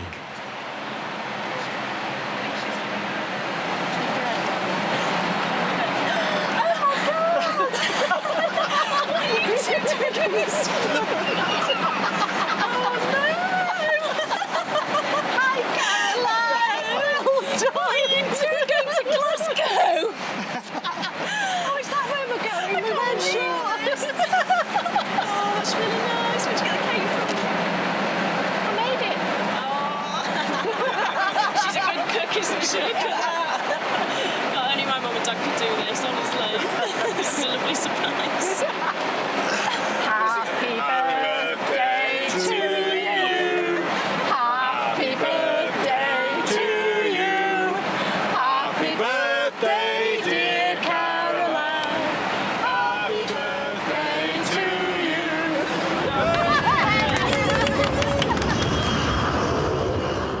Hiya, guys. Stephen has completed his first test flight without a single mistake. The only thing that stands between him and success now is a final flight. Stephen has one major fear. If you get a big gang of men who've all been to Amsterdam or somewhere like that, and they're all drunk on the plane. A group of football fans are flying home after a match. Stephen fears they may have been drinking. I know where to smell the alcohol. They're walking past me and I'm getting a waft of alcohol. Stephen is having problems getting some of the passengers to stow their bags in the overhead lockers. Is it all right if I just stick that one up as well, please? It's my food, I'm going to eat that now. Oh, you're going to? Yeah. It's just for takeoff. It's only a bag of crisps. All right, I'll just put the bag up and then you can just keep your crisps. Sure. Yeah, you can get it back down as soon as we've taken it. You're adamant? Yeah, definitely. Right. Worried that some of the passengers might act up, Brian issues a warning. One chance now, ladies and gentlemen. Any further disruption, etc., will result in the aircraft turning back, and you will then again be offloaded by the police. Thank you. I just wish it wasn't on my test flight. I really wish it wasn't. I wish she had a nice, simple niece or something like that. But of course, I've been stuck on in Amsterdam with a load of drunk football supporters. So, just my luck. And we've got to do that demonstration in front of them, so they're probably all shouting at us and things like that. I'd like to take this opportunity to introduce the remainder of the crew on today's flight. At the rear of the cabin is Brian, in the centre of the cabin is Claire, and at the front is Stephen. A life jacket is stowed under your seat. If needed, remove it from its container and place it over your head. But it's Stephen who appears to be unsteady on his feet. Wish a pleasant flight and thank you for your attention. Eventually. He's forgotten a few things. For example, a toilet check or a bag in the overhead locker for takeoff or landing. But again, first day nerves. It's been a long, hard flight for Stephen, and he's worried that a few small problems may have cost him his job. The crew head back to base. For Stephen, it's the moment of truth. Pass or fail. Brian has the answer. All right then, Stephen. Well, I think you've worked really, really hard today. You really have. I don't want you to go home feeling bad about this. I don't want you to feel down. I don't want you to feel like you haven't done a good job, because you have. You've done a really good job today. But if you don't mind, if we can arrange with the crew and we'll just do 2 more sectors together, OK? Stephen has failed. Before he can become a fully fledged member of crew, he must complete 2 more test flights. I'm okay about it. I just want to get the next 2 check flights out the way and then just start as soon as possible. How are you feeling? Crap. Luton's unseasonal snow eventually costs Stelios over £600,000 in compensation. Despite his appearance on Blind Date, Toby is still single. After retaking his test flight, Stephen is now a fully qualified member of crew. This week on Airline, an international incident in departures. No, we have no information. You know, we have always checked the board. By 20 minutes, we check the board. A new airstrip at Luton. And there's bad news at Liverpool. What does that mean? Broken. The aircraft's broken.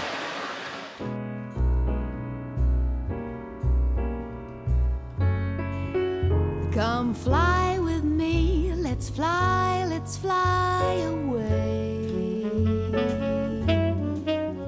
If you can use some exotic booze, there's a bar in far Bombay.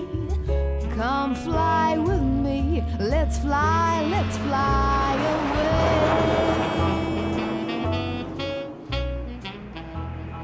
It's been a difficult spring at Luton Airport, with severe fog and snow causing major disruptions for the airlines. Now, for the 3rd day running, the airport is shrouded in a blanket of fog, and yet again passengers are turning up, expecting to fly. It's going to be a test of character for easyJet's Jane Bolton, who has a severe new look. Jane is in charge of dealing with the passengers. The airport's fog-bound yet again, so it's huge grief. Everything's delayed, nothing's leaving here until at least 8 o'clock. So the first flight that should have gone at 5:40 is still here, 7 o'clock now. But it's going to have a knock-on effect for the whole day now. I love my job. The fog has left Luton in chaos, and stranded passengers are looking to Jane for answers. Are you going to stay at 9 o'clock tonight? No, there's not a flight, because we don't want to be in the same situation as these other guys that have been here yesterday, because we definitely need to get to Nice today, no I matter know that, what. and as I've told you 3 times now, I don't know what time we're going to get you there. We're waiting for an aircraft to land to take you, but nothing can land at the moment. Until an aircraft gets here, I can't tell you what time Well, you're why can't going you to tell go. other people to say, look, this is what's going to happen, there's no flights today, and people can start making Because other there arrangements. were flights. The airport was open, the aircraft were landing, and now they've been stopping them from landing again. They weren't yesterday, were they? No, they carried on landing yesterday, but unfortunately the fog's come down, they've stopped them landing again. That's out of my hands, the weather. So if it lands here, we'll turn it around and get you straight out. What do you think? But What's your professional opinion? Do you think I don't work, I have nothing You to don't do with the work? weather. I don't know what happens with the weather and air traffic control. If the air traffic control decide it's too dangerous for it to land, it's too dangerous for us to land. updates on the weather, though. So we'll have more information at 10:30. So I'm that- telling you, that we'll have more information. information. 10:30 comes along, you can say, right, the flight's not going to take off. Hopefully, yeah. All right, Yeah, I'll thanks tell very you. much. Liverpool, yeah, I'm just trying to sort that one out for you at the moment. Hello? At Liverpool, despite the rain, it's good news for passengers finally boarding their flight to Amsterdam. A mechanical fault has made them 2 hours late. But there are knock-on consequences for passengers to Luton. They now have to wait for the plane to return from Amsterdam before it can take them on to their destination. It's a real headache for check-in assistant Simon Green. Luton had turned out and saying that it's going to be going at 11:10. Then we're getting told it's going at 12 o'clock. Then we've been told it's 12:30. There's so many different stories going around. It's just really me off now. It's really me off. I had an all-day meeting set aside with the solicitors practice, 8 hours, that took about a month to arrange. And on the first day that I decided ever to fly from Liverpool Airport, I was greeted with a 3-hour delay at check-in, which has totally ruined, literally, my whole purpose of going down to Luton today. Normally I drive. First time I decided to fly, an easyJet gave me the 3-hour delay. Now I'm stuck here, so I'm at their mercy. The fog at Luton has finally cleared, but for easyJet, it's been an expensive morning. Delays have set the company back around £250,000. Now, with the fog gone, some flights have been brought forward, causing more chaos. He told me to come here. I mean, she said she doesn't know how to do it. We always check the public board, but no message, you know. We have been waiting 6 hours here, and we came here, but you said just a friend left. What mean? We are waiting for 6 hours and we didn't recognize any flight. Any information board. I'm afraid the Inverness flight has gone. It left about half an hour ago. No, we have no information. You know, we have always checked the board. By 20 minutes we check the board. But your information is just 6:20 anytime. Can we just move a little bit away then? The Inamoto family's Inverness flight was initially delayed for 6 hours, but took off after 4. The message for the gate 1B, then I came here quickly. But your colleague said already left. What mean? We can't believe it. Incredible. We will. Fingers crossed, Jim. We can move you on to tomorrow's easyJet. easyJet and? Sorry? And you prepare for the hotel? And we'll put you up in a hotel. Hotel and transformation from here to the hotel to the airport? I think so. Yeah, that's no problem. Yeah. They asked us to watch the information board carefully and they will give us whole information on the board. But there's nothing been changed and we couldn't hear any announcement in the main terminal. I never choose easyJet. No more easyJet. There's still no news on the delayed Liverpool-Luton flight. Hiya, Nick. When am I going to be telling these passengers? All right, it's just that everybody's asking me now, see? All right,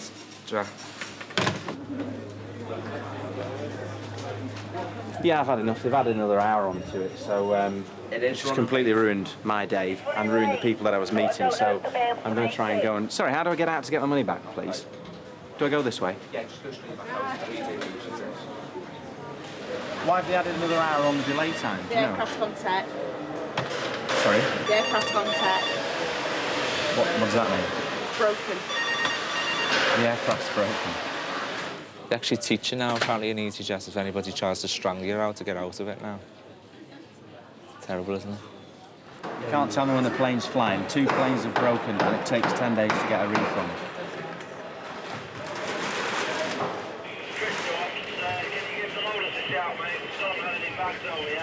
Fly with Easy broke. Frustrated with a wasted morning at the airport, solicitor Lee Martin heads back to the office to rearrange his meeting and work on getting a refund from easyJet. But the smiles are back on everyone's faces at Luton, where easyJet cabin crew scheduler Becky Fitchard is checking in her hen party for a flight to Palma. Well, we're going out to celebrate my wedding, which is in approximately, I've forgotten already, 6 weeks' time. And Janine, she's going out to Antigua on Wednesday to marry the wonderful Malcolm. But we're going on a pilgrimage to Magaluf and to the Holy BCM. And the Holy Bananas. And the Holy Bananas. And the Holy Car Wash. So I'm sure they'll receive us well. And as for these lot, I don't know if they come from. They've just tagged me. No, she's married. No, you can't have There's an hour to kill before their flight to Palma takes off, and they're making the most of it. Stelios when we need him. I thought it was this round. Purser on the hen party's Palma flight is Janie Stock. Janie has a lot on her mind. She's applied for a pet passport to bring her dog Blue Boy home from Mallorca. Now Janie's waiting for the results of his medical. Last night David rang me, the guy who's looking after Blue Boy, the dog, to say the long-awaited letter, the certificate of fly or not fly, has arrived. So instead of rushing through it last night and getting to open the letter and we both get sleepless nights over it, I said wait till today because I'm coming over and we'll both go and see the vet together and see how it goes. But of course that sent me sort of over the edge as far as nerves are concerned, because I've been waiting for this letter too long. At the terminal, the hen party's drinking is brought to a sudden stop by an unexpected security alert. Is this a joke? Where's Dawn?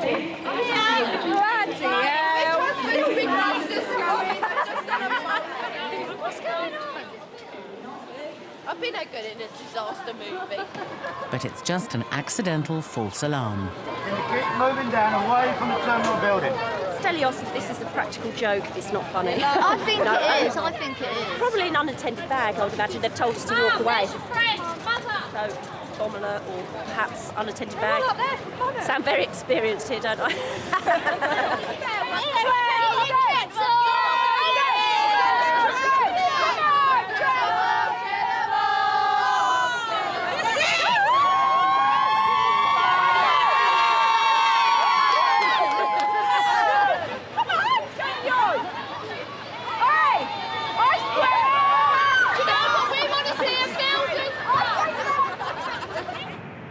The flight from Liverpool to Luton is now 4 hours behind schedule.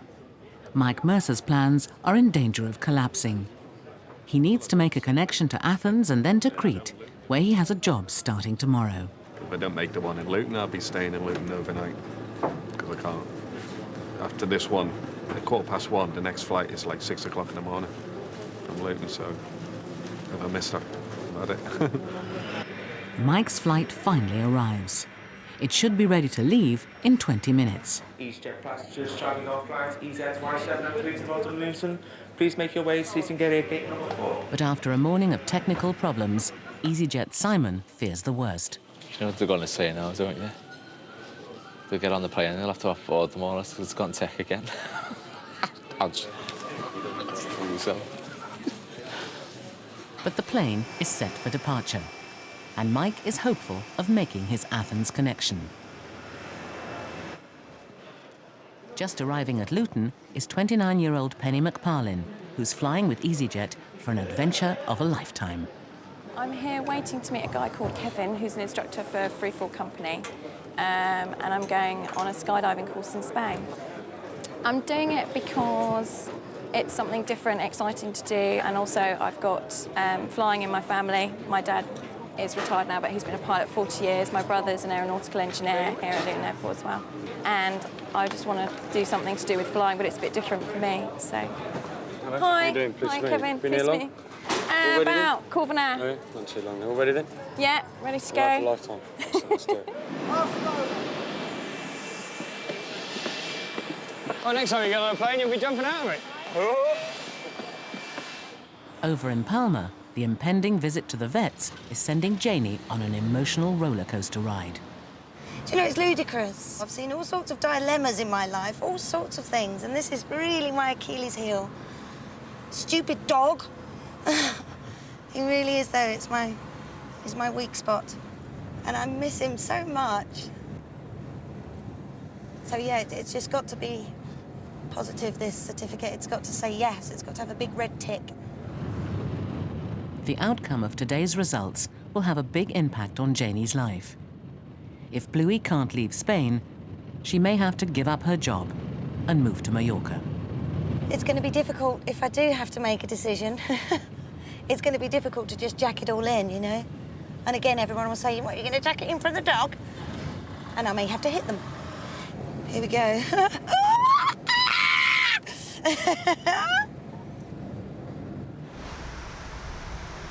Could you tell us how high we are at the moment? Yeah, it's about 33,000 feet we are at the moment. 33,000 feet, there you go. Why is that? It's just that Penny's going to be jumping out of an aircraft tomorrow at 13,000 feet. So. Great. Is it your first time? Yeah. Really? Oh, really good luck with it. Okay.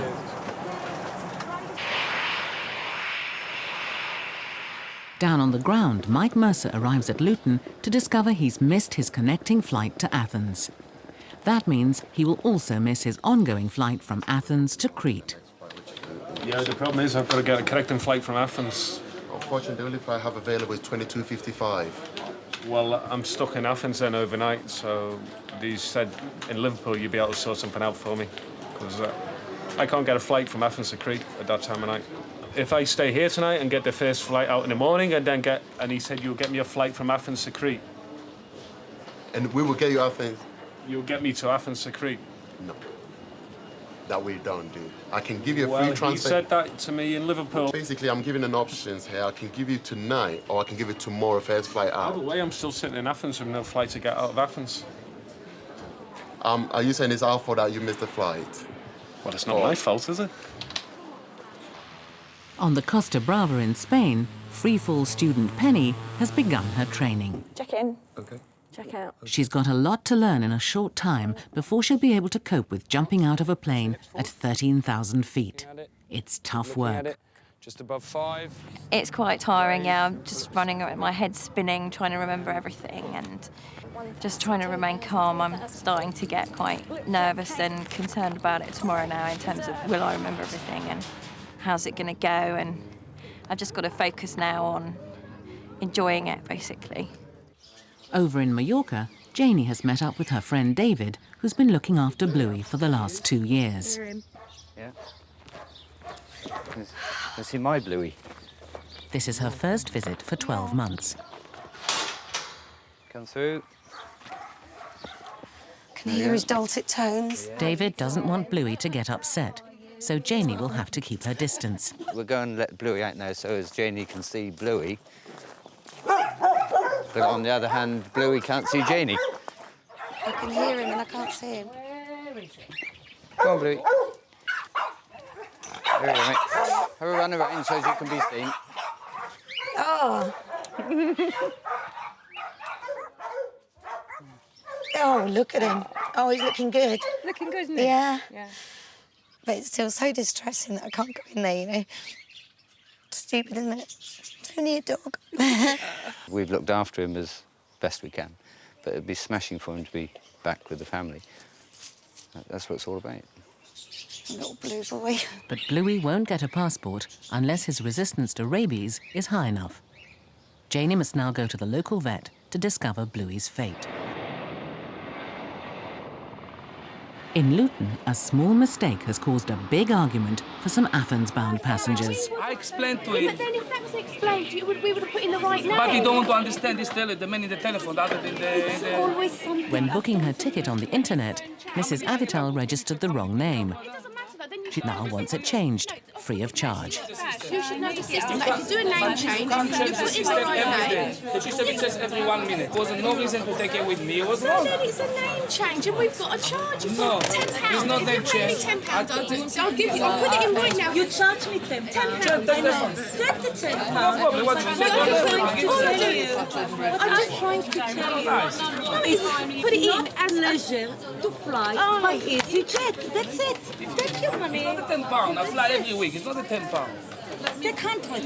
You want more? I'll give you £100. It's no problem. Here's your money. Take it. Right. Conditions for skydiving are perfect on the Costa Brava, and Penny's psyching herself up for her 13,000-foot freefall.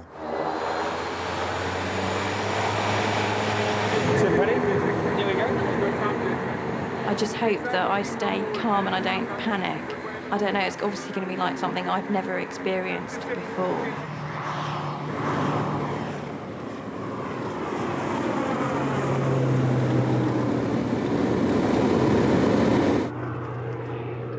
For Penny, there's no going back. Oh, she's here now. For Janie, the wait is almost over. How are you doing? Oh. How are you feeling? All right? Very nervous. Well, let's find out what he Hope said. he's got one of those kidney dishes I can vomit into. That twitchy. You know what I'm like. Well, here we are. Well, okay.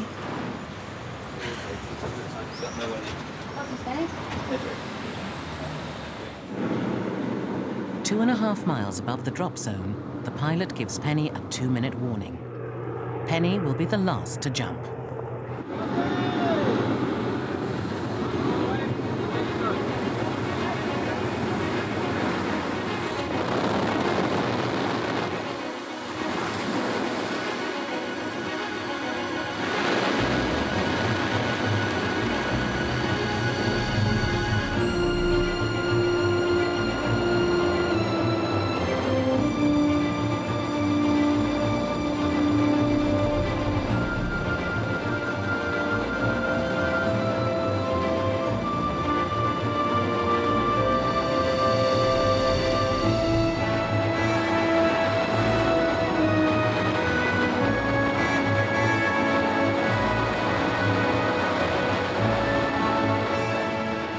Free-falling at 140 miles per hour, the skydivers approach 5,000 feet. Time to open the parachute. For a moment, it looks as though the chute isn't going to open.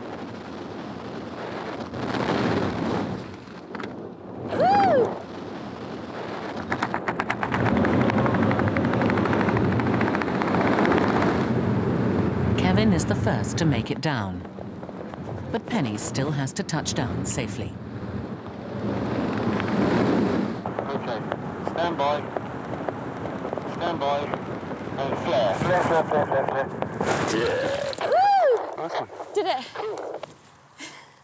Apparently it comes back to you, but I can't remember like the skyline or anything like that. I mean, yeah, it is an amazing experience, and I'm going to be going through it again tomorrow. I can definitely go for a few beers now and relax a bit.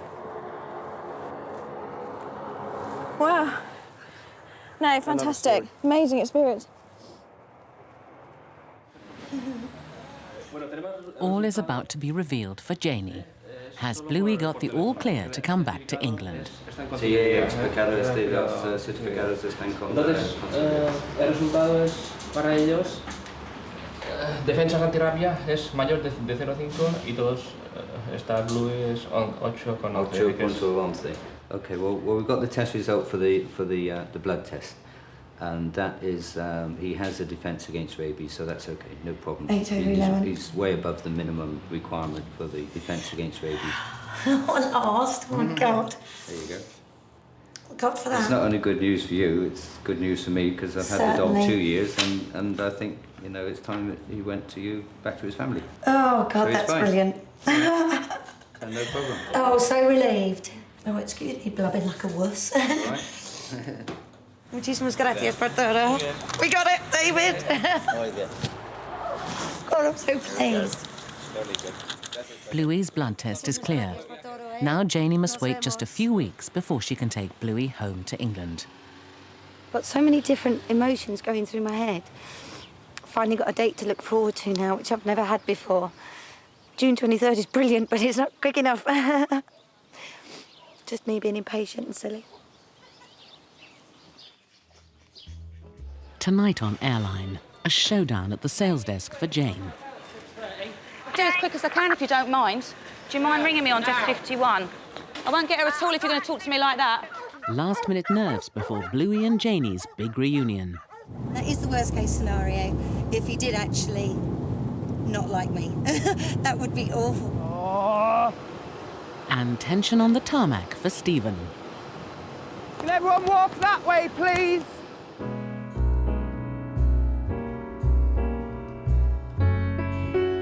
Come fly with me, let's fly away.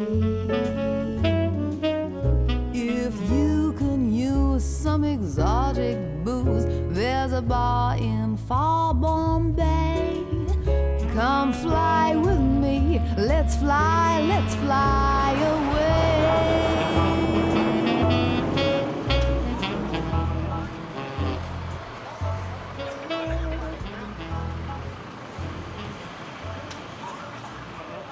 It's 6:30 a.m. at Luton Airport, the start of an early shift for supervisor Jane Bolton. Awkward passengers beware, Jane is not in the best of moods. Over here. I've got a feeling it's that man over there. What's the matter with him? Passenger Joel Cross is very cross indeed. He's just had a night he'd prefer to forget.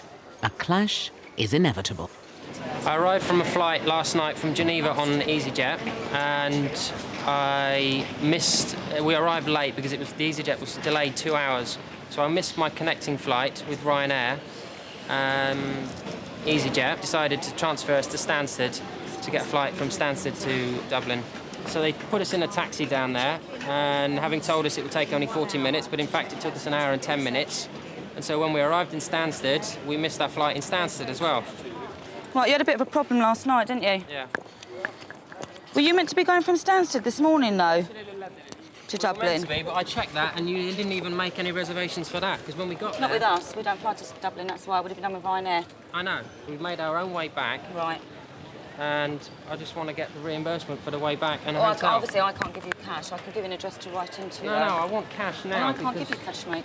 I don't have cash on me. Well, get your petty cash thing, because... No, I can't do that for you. I'm only going to be writing back to you. Obviously. I'm only going to be writing back to you, so Yeah, but you're I'm going not to be sure making at the decision moment. again. Obviously, we've paid, as far as operations were concerned last night.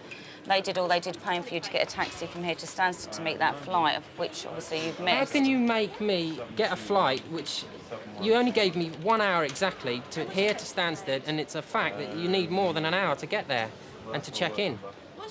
Well, that's something you'll have to take up with these. I've been told that they paid for your taxi and they're not willing to do any more at the moment. I can't give you cash. The only thing I can suggest that you write in and Yeah, write but it's the only whole you that's going to be situation making down. a decision again, so I'm It's going to be not going up to through... me. It's up to customer services actually at the head office. It's not up to me.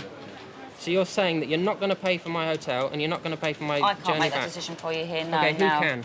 You need to write into their customer Who's your services boss? managers. I'm the supervisor here. Okay, well, who's your boss now? She's told me no already, so... Who's your boss now? Joanne, but she won't do that for you Okay, either. where's Joanne? Do you want me to get her for you? Please. She's just going to reiterate exactly what I've said to you. Okay, well, who's her boss then? She's the manager here, so you won't Who's get any her higher. boss? You won't get any higher than that. She's the manager here.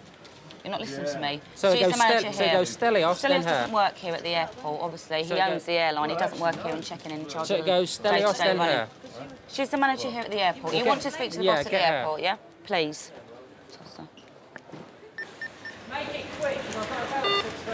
I'll do as quick as I can if you don't mind. Do you mind ringing me on desk 51? I won't get her at all if you're going to talk to me like that. Not at all. It's always one, isn't there?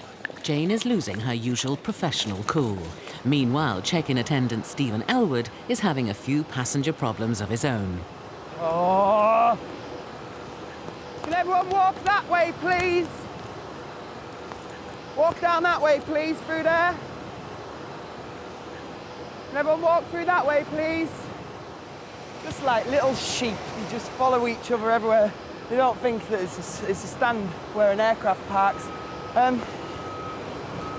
Yeah, we can't let them just wander all over the place. It's a stand. If an aircraft comes into stand, passengers won't seem to think to move. They'll just carry on walking straight through, thinking that the aircraft will wait for them. Back inside, Mr. Cross is as angry as ever. It's duty manager Joanne Huggett's job to placate him. Why would you send me from Luton to Stansted with only exactly 60 minutes to catch the flight when you know it takes more than that to get there and that the boarding closes 30 minutes before? In order to try and aid you to get onto that flight, we will do our best for you. We're not actually responsible for onward connecting flights. And yeah, we can go over to Ryanair now and see if we can't get you on the one. I've had to go and buy my own flight with Ryanair, 106 quid for nothing. Well, then what you need to do is write in and put all this in and see if we can claim any of it back. Yeah, well, I'm only going to be faced with, oh no, it's our rules and we can't do anything about it, and it's rubbish. If you're not happy with that, then fine. All airlines would have put you up in a hotel if you'd missed your flight. No, we are not responsible for onward connections, whether that be flights, trains, whatever. As a courtesy, we paid for a taxi to go to Stansted. And if you want compensation for hotel accommodation or any other costs that you've laid out, you need to put that all into writing, and then if they will compensate you, they will, but I cannot guarantee that. Rubbish. Pathetic. I'm not looking for financial gain, I just wanted my money back for what I've had to fork out. I think I got outside the wrong side of the bed this morning, didn't I? Just not in the mood, and I'm so stuck with everything here at the moment, to be honest with you. You know, when it's just, I think I need to get out of the airport. I think I've done my time. Got no patience anymore. In a few weeks' time, Supervisor Graham Fraser is getting married. She missed the flight this For morning. now, though, work beckons. Today, just for a few hours to get some sleep. She's come back and she realised she'd forgotten her passport. Actress Claire Vaughan is just about to miss her second Geneva flight of the day. She was too late for her first flight and has now turned up for the next one without her passport. When I could have gone home to actually get my passport, which I've actually left anyway, for the next flight, so now I've got to be to this flight. And my boyfriend's meeting me, I'm going to France, and he's meeting me at Geneva, and he's had to drive 2 hours from Maribel to Geneva to pick me up. It's twice now, I'm going to have to stall him. It's just... He's going to kill you. Yeah, he's going to kill me. I don't want to phone him. I should never have got up today. We won't miss him, don't worry. I was trying to think of a way of getting a passport here without me going home. Yeah, it's coming. Is it straight out? Is it outside? 9 first. 9. You're on the next one anyway, that's all done for you. 8:05 tonight, arrives 22:45 local time. 22:45 local. Thank you. That's all done. Sorted. That's it, lovely. Now Claire's got to break the bad news to her boyfriend. No, because I didn't even check in, did I? I didn't even question the fact I didn't have a passport. And I checked.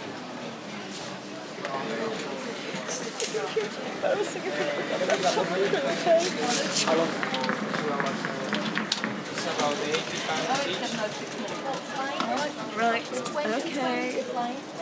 Yep.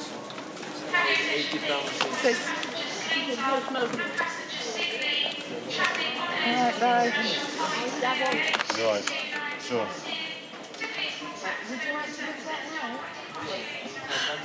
It's 5 hours until the next flight to Geneva, but first Claire must rush back to London to get her passport. Graham chivalrously decides to see her safely onto the bus. And I won't see it tonight, but please make sure you make it. Third time lucky.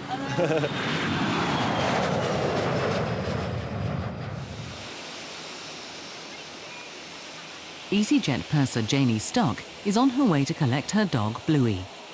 2 years ago, Janie left Palma to work for easyJet in Luton, and the dog was left behind because she couldn't bear to put him through quarantine.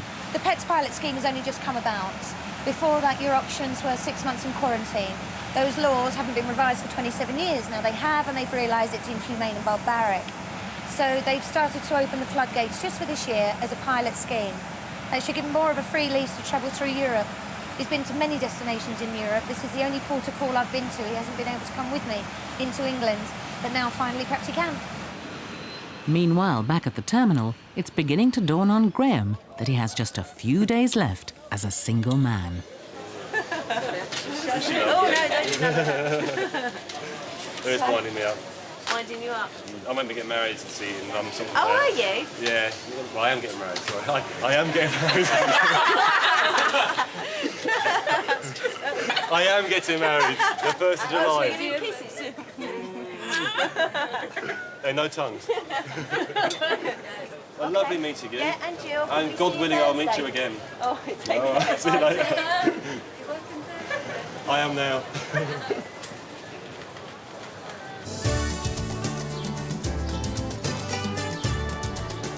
In Mallorca, Janie's on her way to the kennels. She's visited Bluey before, but David, the owner, has so far advised against any direct contact with the dog. So this will be the first real meeting in 2 years, and Janie is anxious in case Bluey has forgotten her. Deep in my heart, I can't help but think, oh, but surely he'll remember if the games we used to play, surely he'll remember bits and bobs, but I'm not allowed myself to think that way because I don't want to feel any disappointment. I remember the day I left him very distinctly. So it's going to be lovely just to add to my list of memories the day that I picked him back up again. Lovely, But this is a wonderful, wonderful landmark. In Watford High Street, Graham's celebrating his stag night with his friends and family. A week to go, and that's it. But it's my last weekend as a single man. Sorry. It's my last weekend as a single woman. Is it? Yeah, it's my hen night. My stag night. I'll see you later. Wherever you go tonight, Graham, make sure you have a brilliant night out wherever you go tonight and enjoy yourself. All the best, yeah.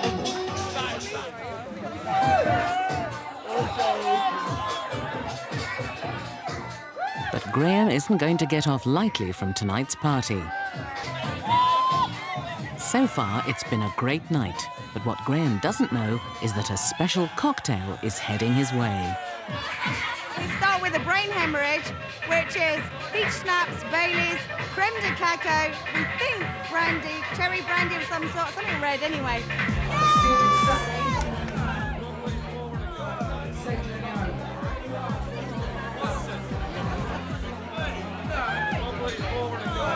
I'm not drunk. Not drunk. I'm just looking forward to the night together. My two dads. It's closing time, and the cocktails, champagne and beer have taken a terrible toll. And for Graham, the night is over.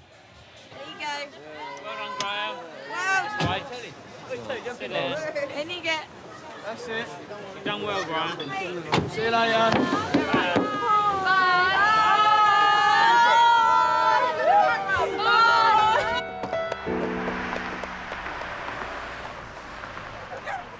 Janie's reunion with her dog is only minutes away.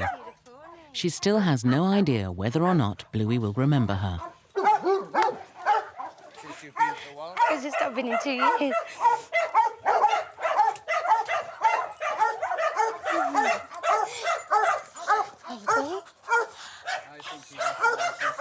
Hello, baby. Come sta, bonbon. Do you think? Oh.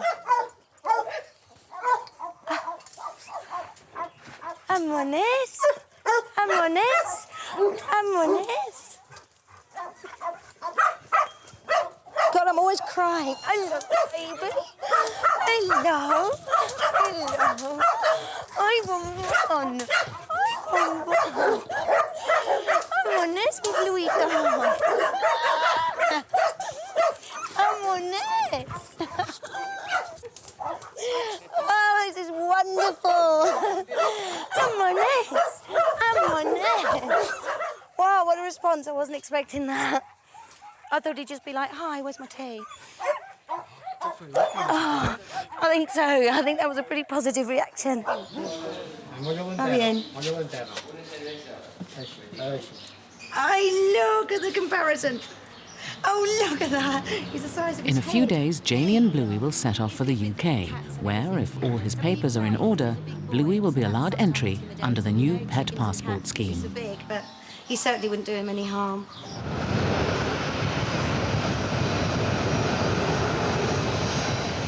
The Glasgow flight to Luton is arriving late. causing a knock-on problem for passengers who want to fly on to Barcelona. easyJet flight from Glasgow was delayed, and we're all waiting for a connection to Barcelona. And we've all been round to the check-in to say, look, we're delayed, but we're going to be here. We're just waiting in our luggage, and they're not interested. They said we've got 5 minutes literally to check in, and it's going to take longer than that. It's already taken longer than that to get our luggage. But they're both easyJet. It's easyJet from Glasgow and easyJet to Barcelona. You'd think they'd communicate, but they're not. There's people wanting to transfer, go straight onto Barcelona, but they haven't got their bags, so we can't check them in unless they have their bags.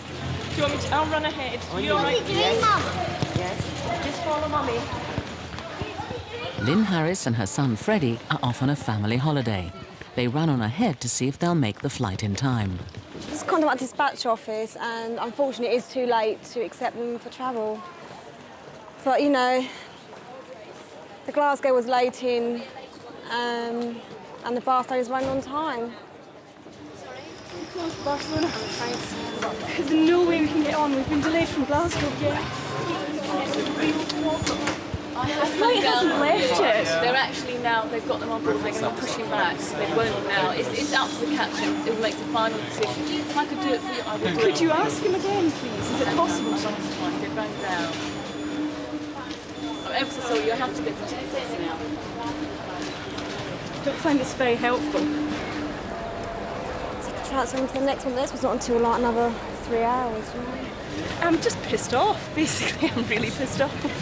Sorry, shouldn't be saying that. Especially when they knew that the flight was going to be half an hour late. Yeah, it's the same airline. It's not as if it's a yeah, crossover of airlines. They ought to have some kind of a better policy than that when they've caused a delay. Really, we've only got literally an hour leeway, which can cause problems. That's nice, though, an hour and a half. They didn't even offer us a penny in compensation, you know, for lunch or anything like that. We've got 4 hours to wait. For little Freddie and his family, it's going to be a long wait for the next flight to Barcelona. For Graham, it's just a few short hours now until his wedding, and he's having a few last-minute nerves. You see, we're trying to relax, but it's I want to get the speeches out of the way. No, you'll be fine, Graham. You want it in bigger print? Could be 10 foot tall, I still wouldn't read it. Graham's bride-to-be, Liz, is in the middle of her preparations. She's handling the pressure better than Graham so far. I just think he's panicking about the whole day. He started to last night. But, yeah, no, he just wants me there, to know it's there. And he wants to get the ceremony out of the way because he's nervous about doing it. Since we have put the gear on, we feel much more at ease, I think. Playing the part more. Been playing the part. Doing the part. It's hard to believe it's actually happening today after all the preparations and stuff. It's today's the day, and then it's gone. And then it's Mrs. Fraser. Here he goes then. Thank you. Bring my car back.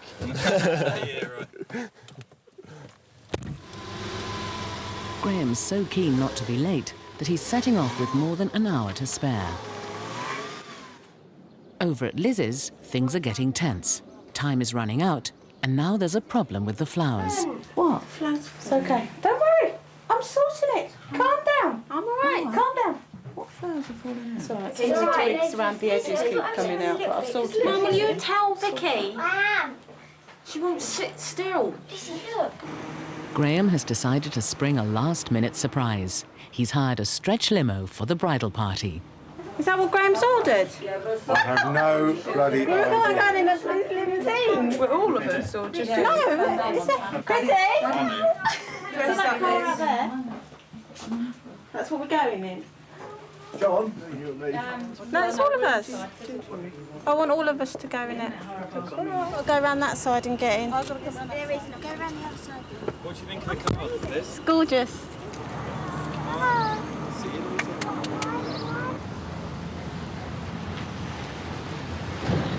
Bluey is arriving at Heathrow Airport, where he still has to face some checks before the authorities will allow him into the country.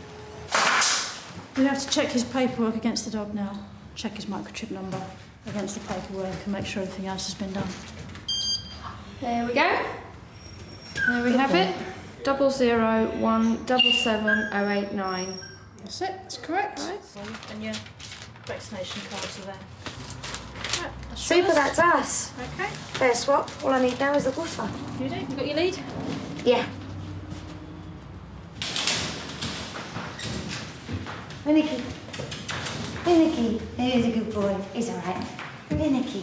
He's my good boy. He's a good boy. He's a good boy.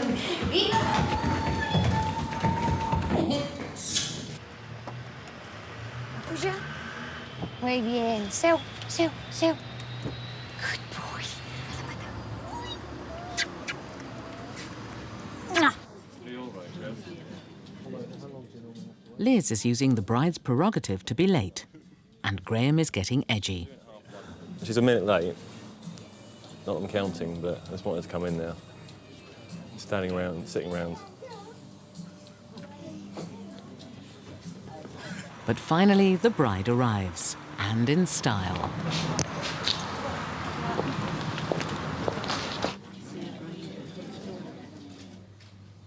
Would you all please stand?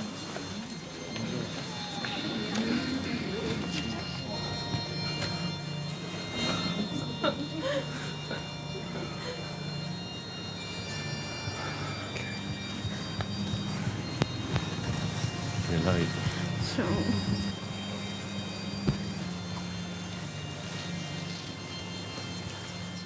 I give you this ring. I give you this ring as a token of my love. As a token of my love. And a symbol of our marriage. And a symbol of our marriage. To be my lawful wedded husband. To be my lawful wedded husband. To be loving. To be loving. Faithful. Faithful. And loyal to thee. And loyal to thee. In living our married life together. In living our married life together. You are now husband and wife together. Many congratulations to you. Kiss for each other. Round of applause from everybody.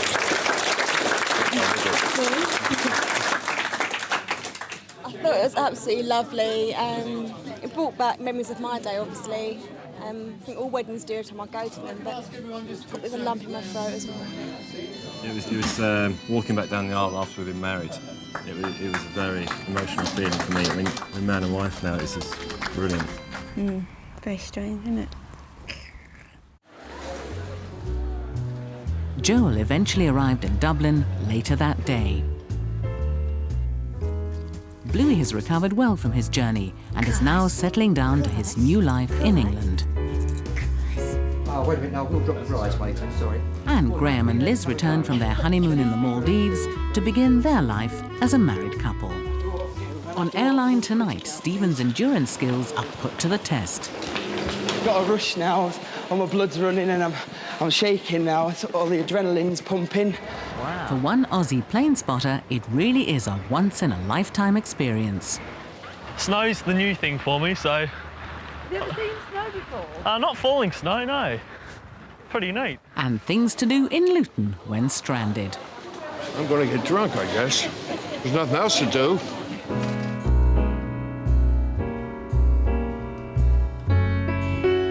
Come fly with me, let's fly away. If you can use some exotic booze, there's a bar in far Bombay.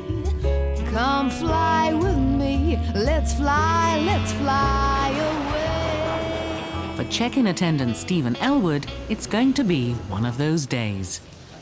Yeah, and can you get them to phone me straight away on the sales desk? Yeah, because we've got 6 LMCs for the Edinburgh on it. An incoming flight from Geneva has been slightly delayed. That means trouble for a group of passengers on board who need to catch a connecting flight to Edinburgh. I'll bring them round to check in.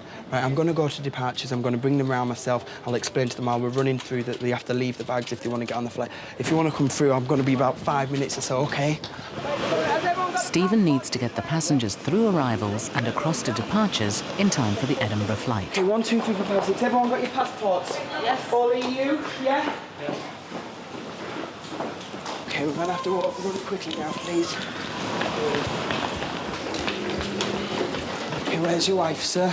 Is your wife there, yeah? OK, let's go.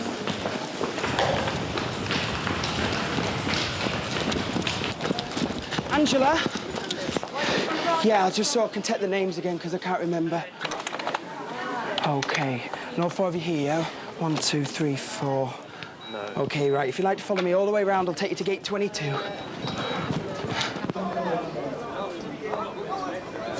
Heathrow Airport.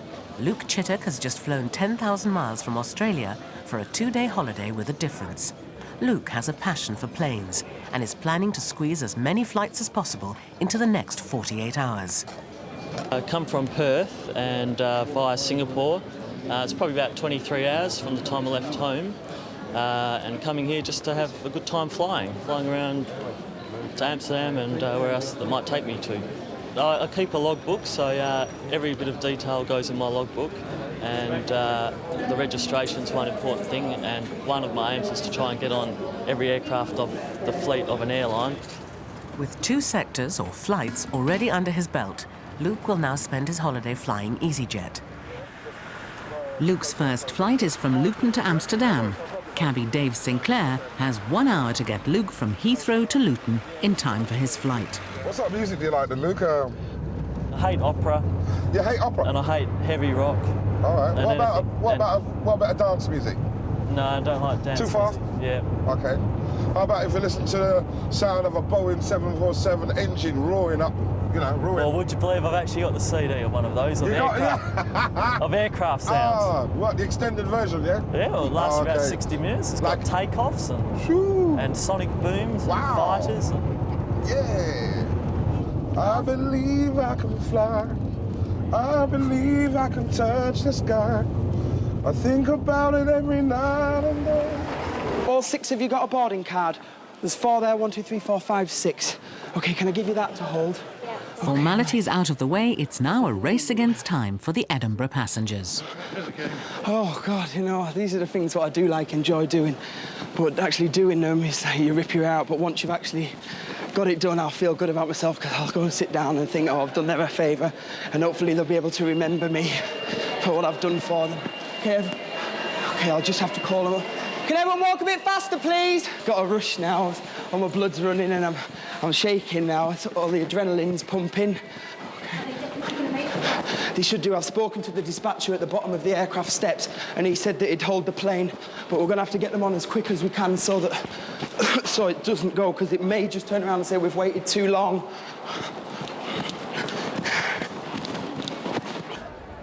Luke has managed to check in for his Amsterdam flight just in time.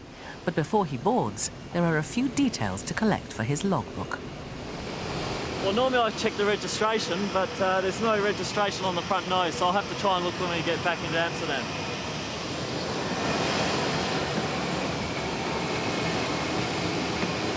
So I've just TOD's top of descent, so we've started our descent at 11:43, and then touchdown time I'll fill in when we're on the ground.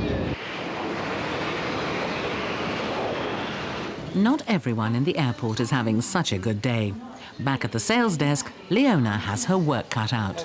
Hiya. Hey, this is easyJet? Yeah, it is. Oh, boy. I want to get to Edinburgh. Have you booked a ticket? I got a ticket. On the later one, have you? Yes. Have you got your reference number on here somewhere? Oh, I'm blind and I have to write like this. I get so many pieces of paper, I don't know one from another.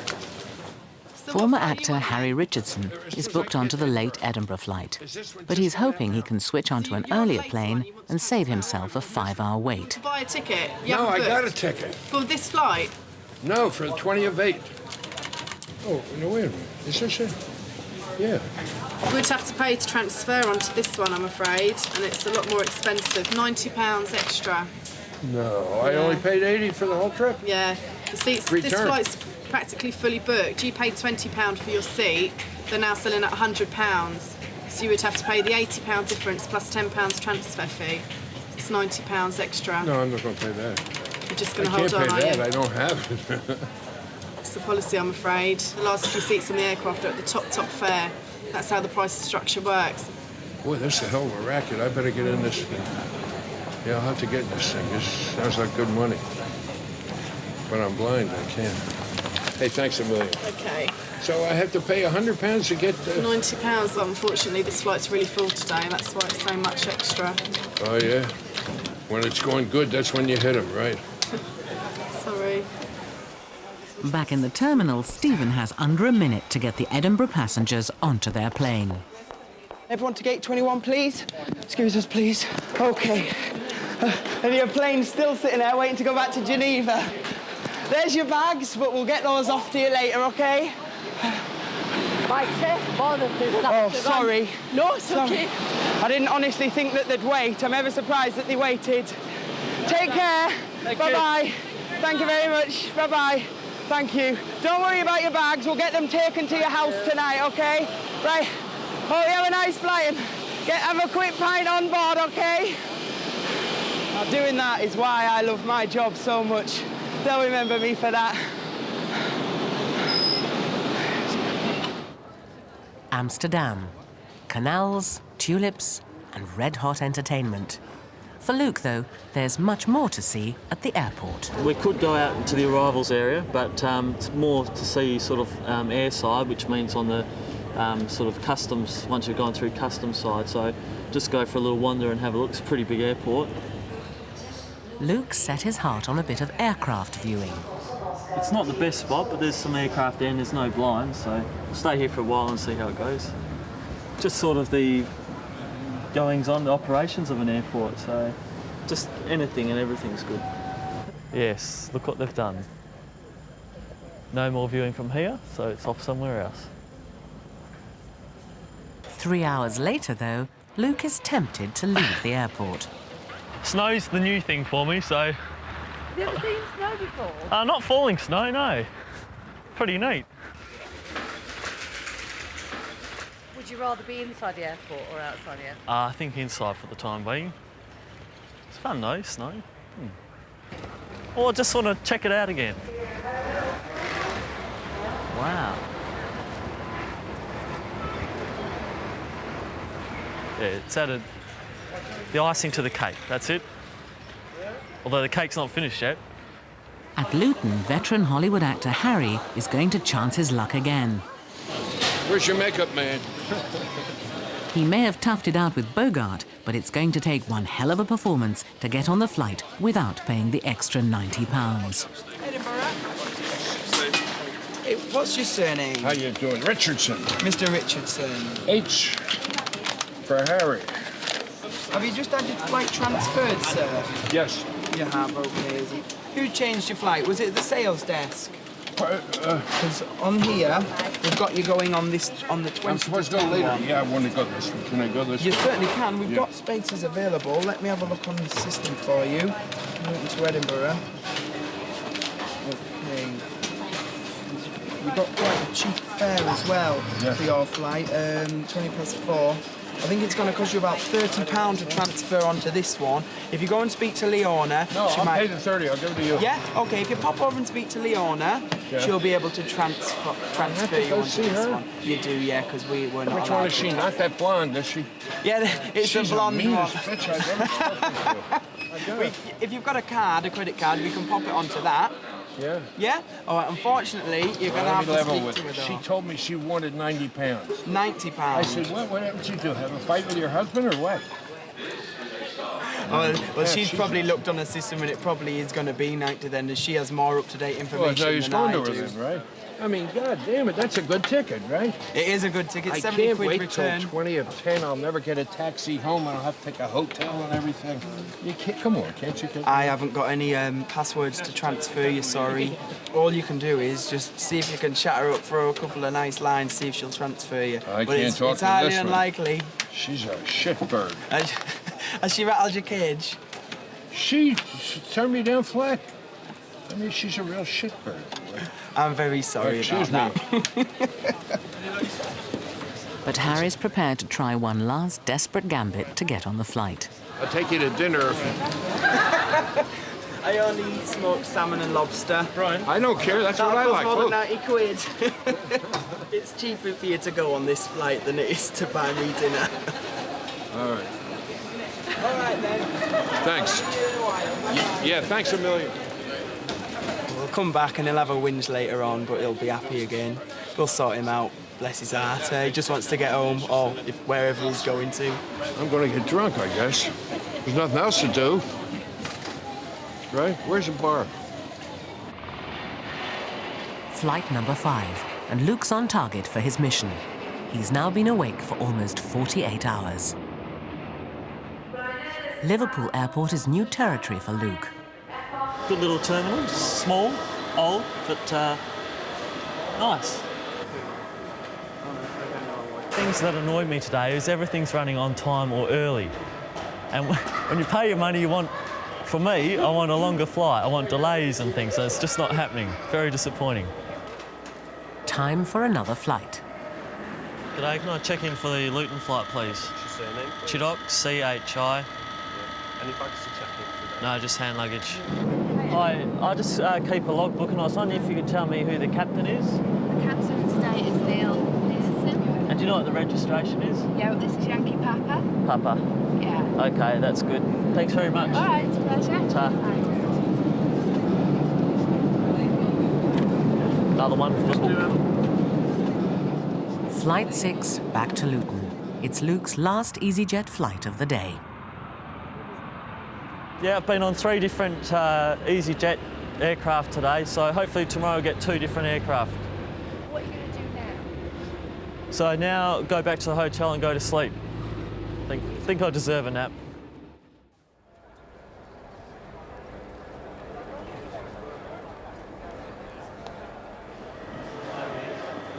Hi, flight to Geneva.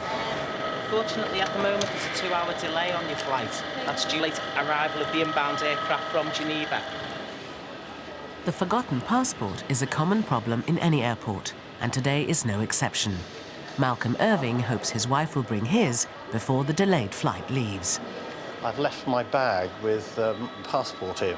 Got everything else, but not the passport. I could go without it, but so we're quietly panicking while she's on her way. It's just merely a matter of time, and with 8 minutes to go, it's getting a little bit close.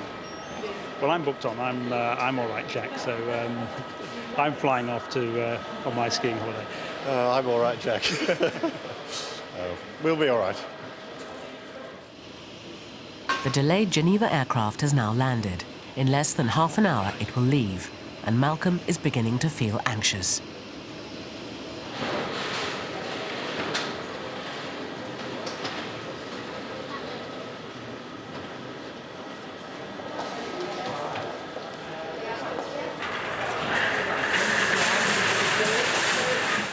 How are we doing? Can't get through on the mobile. Have to wait and see.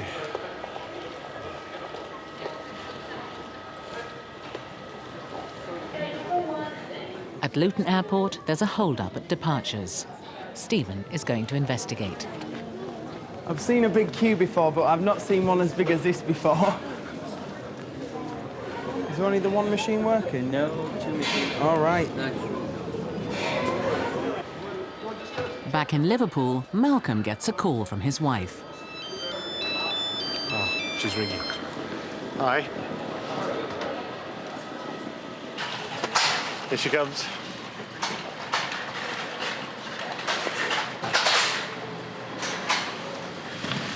Great, thank you very much indeed. One very good driver. Speeding ticket, probably. All right, I'll see you. Okay, thanks dear, bye. Bye. We've done it by the skin of our teeth. But yes, with barely a minute to spare, I think. But Malcolm and Andrew are not out of the woods yet. At Luton Airport, Stephen is delighted to discover the cause of the hold-up. All I know is that they appeared in departures. A passenger tried to get them on an aircraft today to take them to Mallorca, but they couldn't do it in a tiny little plastic tub about this big. And I instantly thought, I'm going to have one of those. So I've christened this one. This one's mine. And he's called Piggly Wiggly. Supposedly what had happened was they walked through to the main departure gate, put them through the X-ray machine, the security saw them, and we had to disclaim them off the passenger today. And the passenger left them and they jumped on the plane and off they went. I didn't see them getting disclaimed, but I don't think they would have been too impressed because they're quite rare pets to have now. And you need licenses for them. I think it's great. Really, I've always wanted one and I've got one now, so I'm chuffed and I'll look after him. It's very nice. Luke has just arrived for the last day of his flying holiday. He's about to take his 7th flight, this time to Barcelona. But the air miles are catching up on him. Yeah, I was reasonably exhausted. Had about 6 hours sleep, I think, so that's enough. Recharge my batteries, ready to go. I'm looking forward to today is going to Barcelona. It's a new airport for me. I've got about 2.5 hours in Barcelona, so I think I'll just stay at the airport again, maybe go outside and see how hot it is, see what the local people look like and stuff. Leave it like that, I think.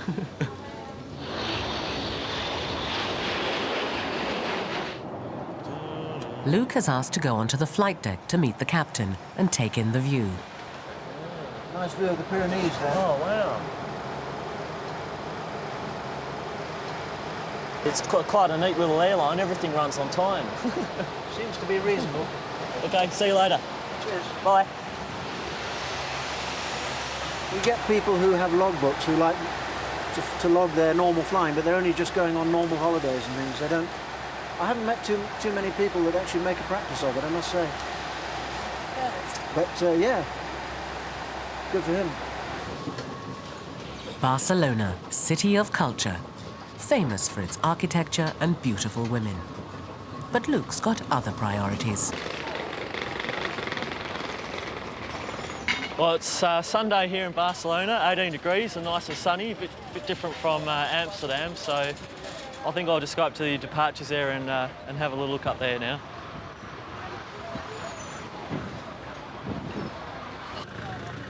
Meanwhile, back in Liverpool, the missing passport panic may well be over for Malcolm and his friend Andrew, but they're still waiting to board their delayed flight. There's yet another problem with the Geneva-bound aircraft. Now a Swiss stewardess has collapsed in pain and the paramedics have been called in to investigate.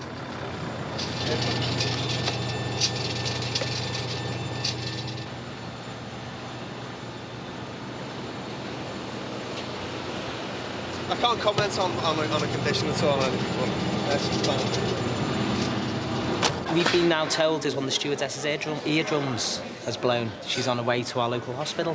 And we're just waiting for Easy Ops to tell us whether or not the plane can legally fly with 2 cabin crew or whether we have to get another cabin crew from standby to actually work the flight.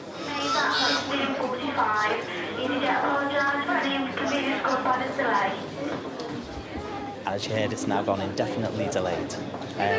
What we keep doing now is just keep making further information announcements every half hour, keep all the passengers informed, and then we'll see what happens. I'm still not sure exactly what's happening myself. Well, there's the ultimate irony that after all that angst of waiting for the last 2 minutes, we're now delayed 15 minutes, then 30 minutes, and now we're indefinitely delayed. So, all for nothing, dear. easyJet regret to advise passengers travelling on flight EZY.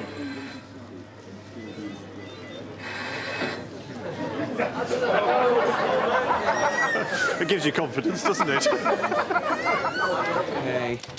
All right, okay, may as well stay here. Yeah, if you can give it to her once she's given the money to Michelle. Cheers, mate, bye-bye. Back at Luton, it's been a long day and Stephen's halo is slipping. Yeah. All right then, cheers, bye. Okay, you're lucky this time, gents. Where have you been? Yeah, why did you just stroll up like there was not a care in the world? Your flight's closed now. Go straight to gate number 11 in the international departures. All right, thank you. Quick as you can, please. Yep, bye-bye. It's not even boarding yet. Oh, I'm vicious. Flight number 8 brings Luke back to Luton. It's the last easyJet flight of his holiday. A bit sad it's ending, but can always come back again, hey. A bit like a second home, Luton, now. So we'll have done 10 sectors by the time I get home to Perth, and probably about 50 hours or so flying. It's a real holiday to remember, absolutely. After a 3-hour delay, Malcolm and Andrew made their holiday. The stewardess made a full recovery. And since Luke went back to Perth, he's managed 40 more flights, bringing his total to 550. In fact, he's probably on an airplane right now. On Airline Tonight, Katrina lets her hair down. Just all hair. You can't even see my bum. For an aircraft to Jane Bolton lays the law down. An aircraft door has to be closed at least 10 minutes before departure to be taxiing down the runway to take off on time. But you... It's an aircraft, not a bus, you see. And one terrified easyJet worker takes the hard way down. Oh, my God. I'm not going to go any faster than we're I don't feel I can hang on. Come on! Go on, Mum! Jump!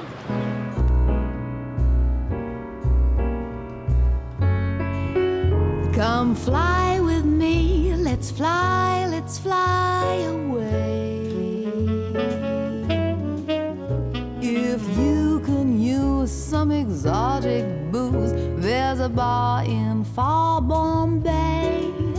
Come fly with me, let's fly away. Today, the chairman of easyJet is at Luton to check on the running of the company. Okay, I'll come back. Unfortunately, there are delays due to bad weather, so Stelios decides to give a helping hand. Not too bad. When it's weather, usually people understand it's not our fault, but still there is a huge logistical exercise to try and reallocate all these thousands of people that have been delayed today. But we'll get there eventually. However, being at ground level puts Stelios right in the firing line. First up, a woman with an overweight bag full of breakfast cereal. I bring this bag with me everywhere, yeah? I'll show you what's in my bag. I'm on a business trip. I want to just show you what's in my bag. You really don't have to do that. Okay. I'm sure it's all right. It weighs 6.2 kilos. Now, the standard allowance is 5 kilos, she says. The lady at the luggage counter was not going to let me carry it on with me on my flight. And I said, this is ridiculous. If I were to go and buy 3 bottles of whiskey, which is quite often what I do or could do. This happened now? Where are you going? It's okay. She called it. I refused. First of all, I also weigh less than 50 kilos, you know. It's not a question of weight. 2 kilos to my bag should not make... I agree with you. They shouldn't have made an issue of and a she kilo. made me yell, and I was really about to cry. And I just wanted So you're going to Amsterdam now, are you? Yeah, I'm going to take it with me. But I just want to make the point that if my kilo is if my bag is 2 kilos overweight... Some of the staff are training now, so that they take the rules literally sometimes.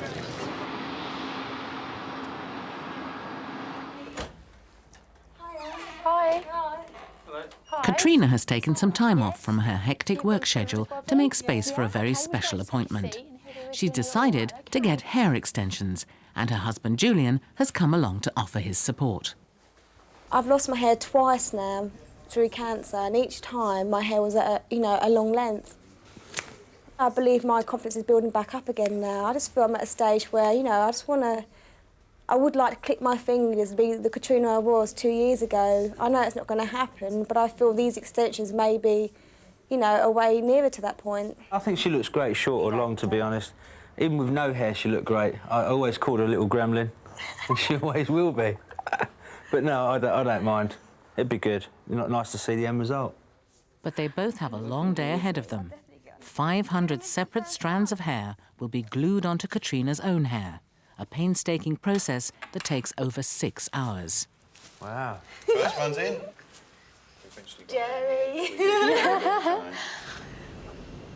Back at Luton, another difficult procedure is taking place.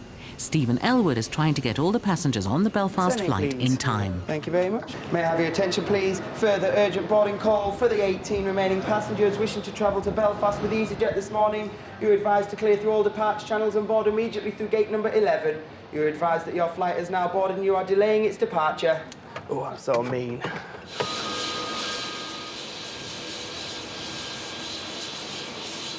I've got about, say, 5 to 10 minutes or so to get them here, but that's 10 minutes to get them down to the bottom of the runway and get them to take off. Good morning.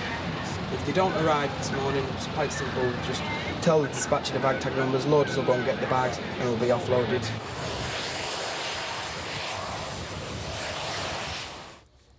It's also slow progress at the hairdressers, but Katrina's very pleased with the results so far. I feel confident already. I just love long hair on me. I don't care if it's not my own.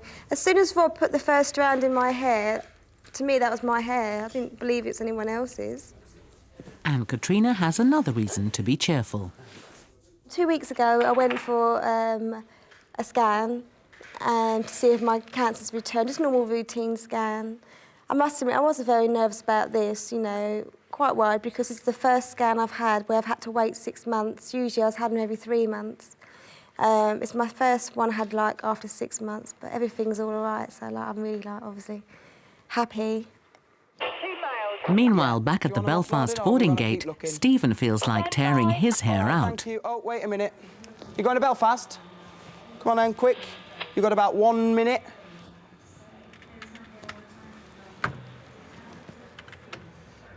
You're lucky because they just started to change their mind. Right, walk straight over the path, go in between the white and red bollards to stand number 9, please. Don't dawdle. The last 2 are on the way now. I've made them run down the path, so should be with you any second now. I can't see them here. They're lucky because we're just about to chuck them off. Oh, well, I told them that they had to hurry up. All right, then. Cheers. Thanks. Bye-bye. Passing correct 87. Thanks. Thank you. Bye-bye. It's tight as that. And they don't have no mercy. If they want to chuck them off, they'll chuck them off. They just dawdle around and they just think that the planes will wait. Go ahead. Stephen, I'm bringing these two passengers back. She's not accepting them. All right, we've got 2 offloads. Thank you, Aaron. That means that they won't be too happy now because my colleagues there's just said that the captain said no because they took too long. So we're going to have to get them transferred onto the later Belfast flight. To be quite honest, I think it's quite funny. You know, it'll teach people not to just dawdle around. Stelios's presence at Luton has been no coincidence. Today is the first day of a new productivity drive. This is a very important initiative for the company. In a nutshell, it is essentially about getting the most out of our aircraft. We have one of He wants his staff to increase efficiency by reducing the turnaround time of his planes. If they can bring down the time between landing and taking off again to just 25 minutes, it will save £6 million a year. At the sharp end are people like James McBride, one of 50 easyJet pilots at the airline's second biggest base, Liverpool Airport. Today he's flying to Luton and then on to Nice. But it's the first day of a new timetable, and hitting those 25-minute turnarounds won't be easy. Stelios is giving away free watches this year, which is nice. But it only goes up to 25 minutes, if you note, OK? Which is the time that's supposed to take us to do a turnaround. Isolation valve. Auto. Start levers. Idle detents. Surround equipment. Clear. After start checklist is complete. Go for taxi. We've done well. 25 minutes at the moment. That turnaround's taken us. The aircraft is on stand at 38 and we started taxiing, well, started engines at 03, so that's good news. But the real challenge will be when he arrives at Luton, where it's far more hectic and the ground staff more thinly stretched. Oh my God. At the salon, it's finally time for Katrina to see the results. I think the scruff is more on Julia. site. How can I go? Wow. Do I just play around with it? It's about to stop looking in there. No, I won't. I'll just do hair. You can't even see my bum. The result is just what Katrina wished for. I love the length and everything, you know. Okay. But she'll have to wear it tied up for work. It's really simple, just put it in like that. Yeah. Everyone's going to be so short. Look at it.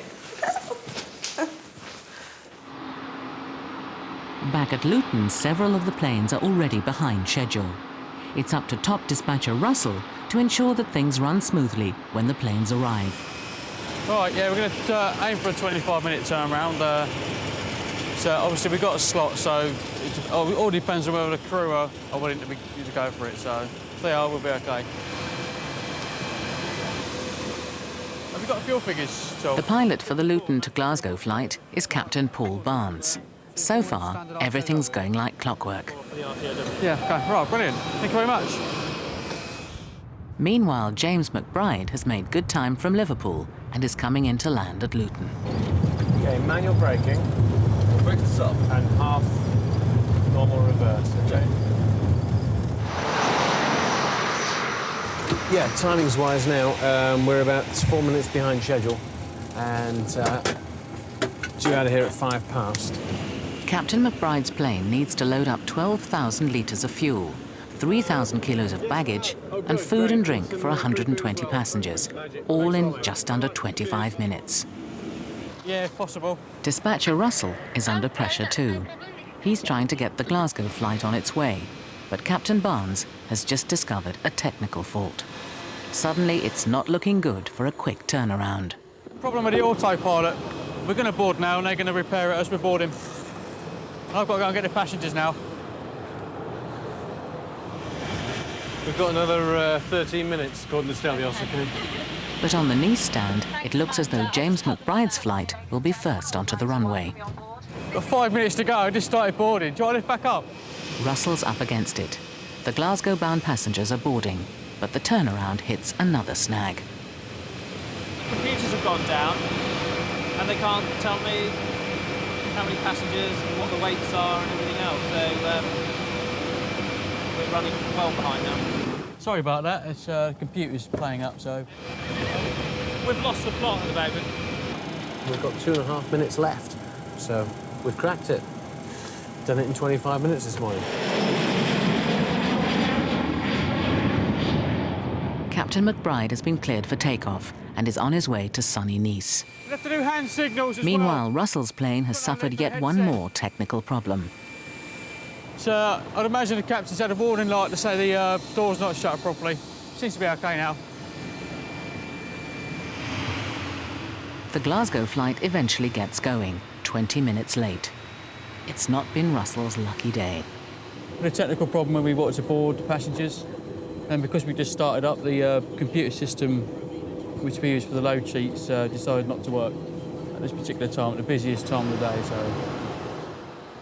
Behind the scenes, there are hundreds of people involved in making the airline run smoothly. Every day, around 20,000 seats are booked, and 250 staff take telephone reservations. Thank you, bye-bye. Karen Murphy helps schedule the staff rotas. Today, she's unusually nervous. On Sunday, Karen and brother Brian will be climbing down a 180-foot building to raise money for charity. Karen is terrified of heights.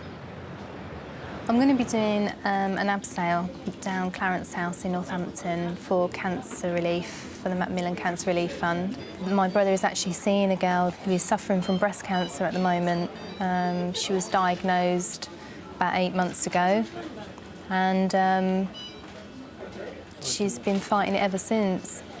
Karen is using her lunch hour to raise as much sponsor money as possible. Sunday, and I was wondering if you would be interested in sponsoring Yes, me. I'm quite happy to contribute. I lost a wife through cancer. With a total of well over £1,000 promised, all Karen has to worry about now is the height. At Luton, Katrina is also nervous, but for different reasons. This is my first day of showing off my new hair. I have to admit, it's like going back at school with new shoes. You're really nervous about going in for your first day.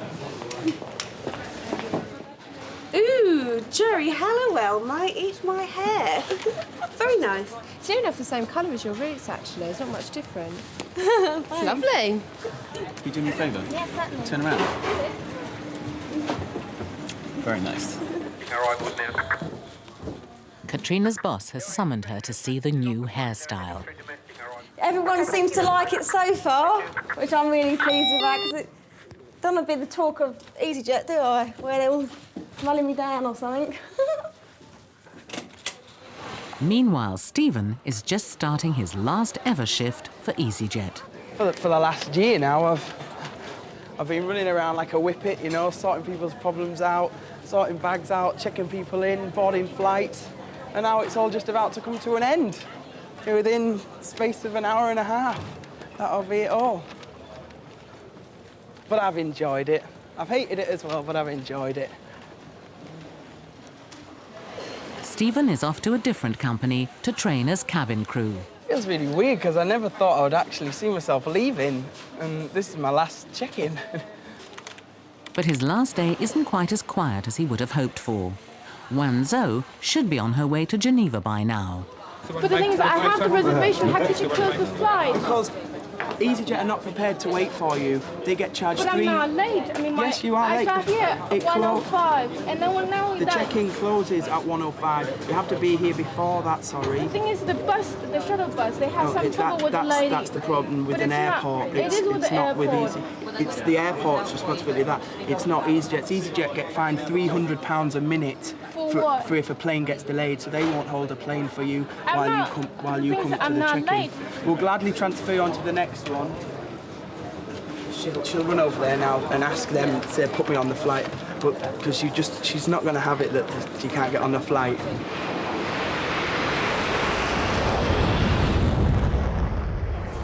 Katrina's back from seeing the boss, whose reaction to her hair was not what she'd expected. I've just been told today my hair's too long for work because it's below the bra straps. I thought, right, well, tomorrow I'm going to come in my ponytail hanging up from here because it'd be above the bra strap then. But apparently, I think it's 6.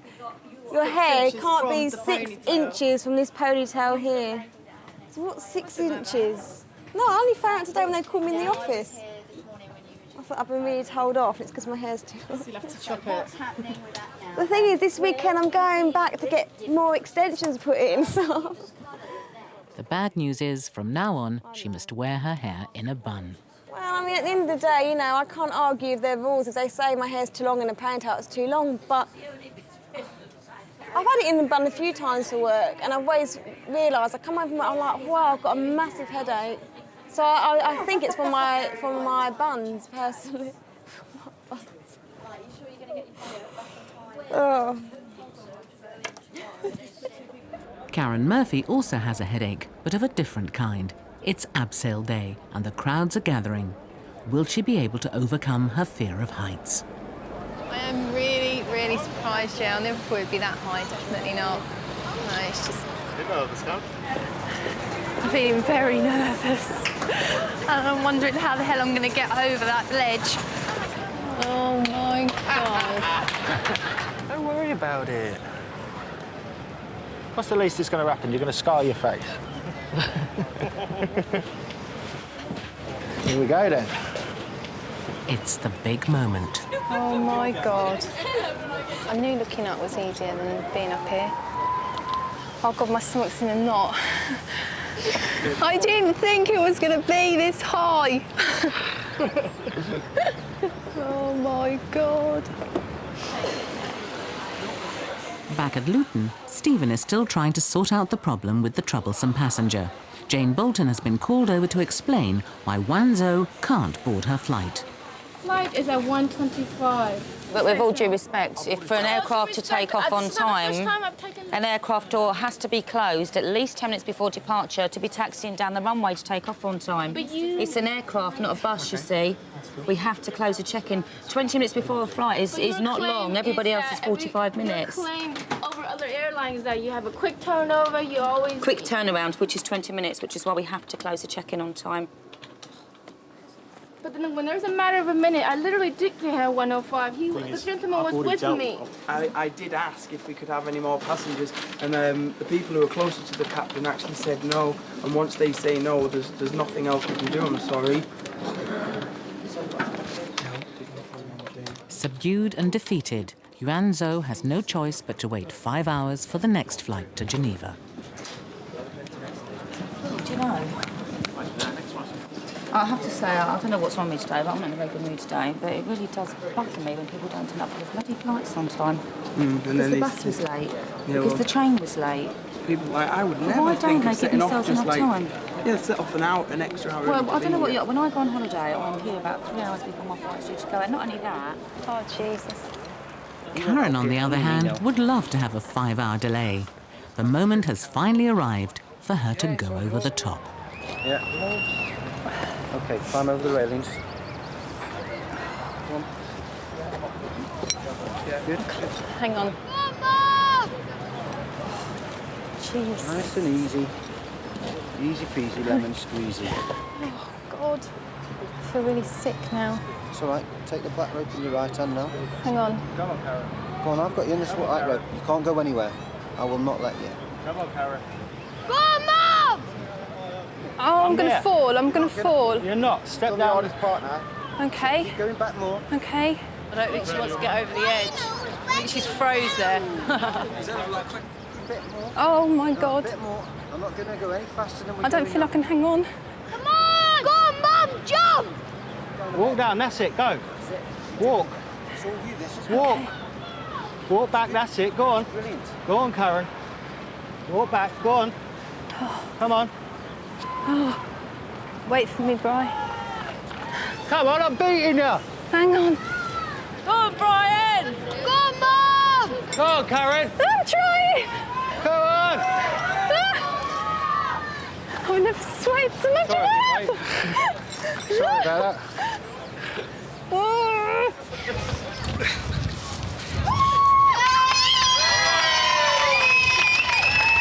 Yes! Yes! Finally, Karen touches down. And it's all been worthwhile. Well done, darling. I can't stand up. Come on. You all right?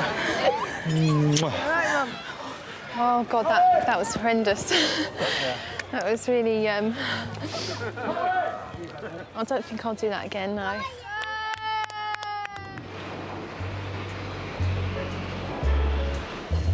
It's the end of the first 6 months of what has been a demanding year so far for easyJet. By the end of June, the airline flew its 10 millionth passenger. In the last 6 months alone, it carried 3 million people over 12 million miles to 15 destinations. And despite some appalling weather, only 1 in 10 flights have been delayed an hour or more. For most people, it's been a happy experience. I bless... What is it, Yankee what? Charlie. I bless Yankee Charlie. I'm flying him. Thanks a lot. You're welcome. She's great. Oh, I want a snog too. Right. You wanted something else next? We're off on holiday. Is that me meeting you? Oh, my Lord. All right.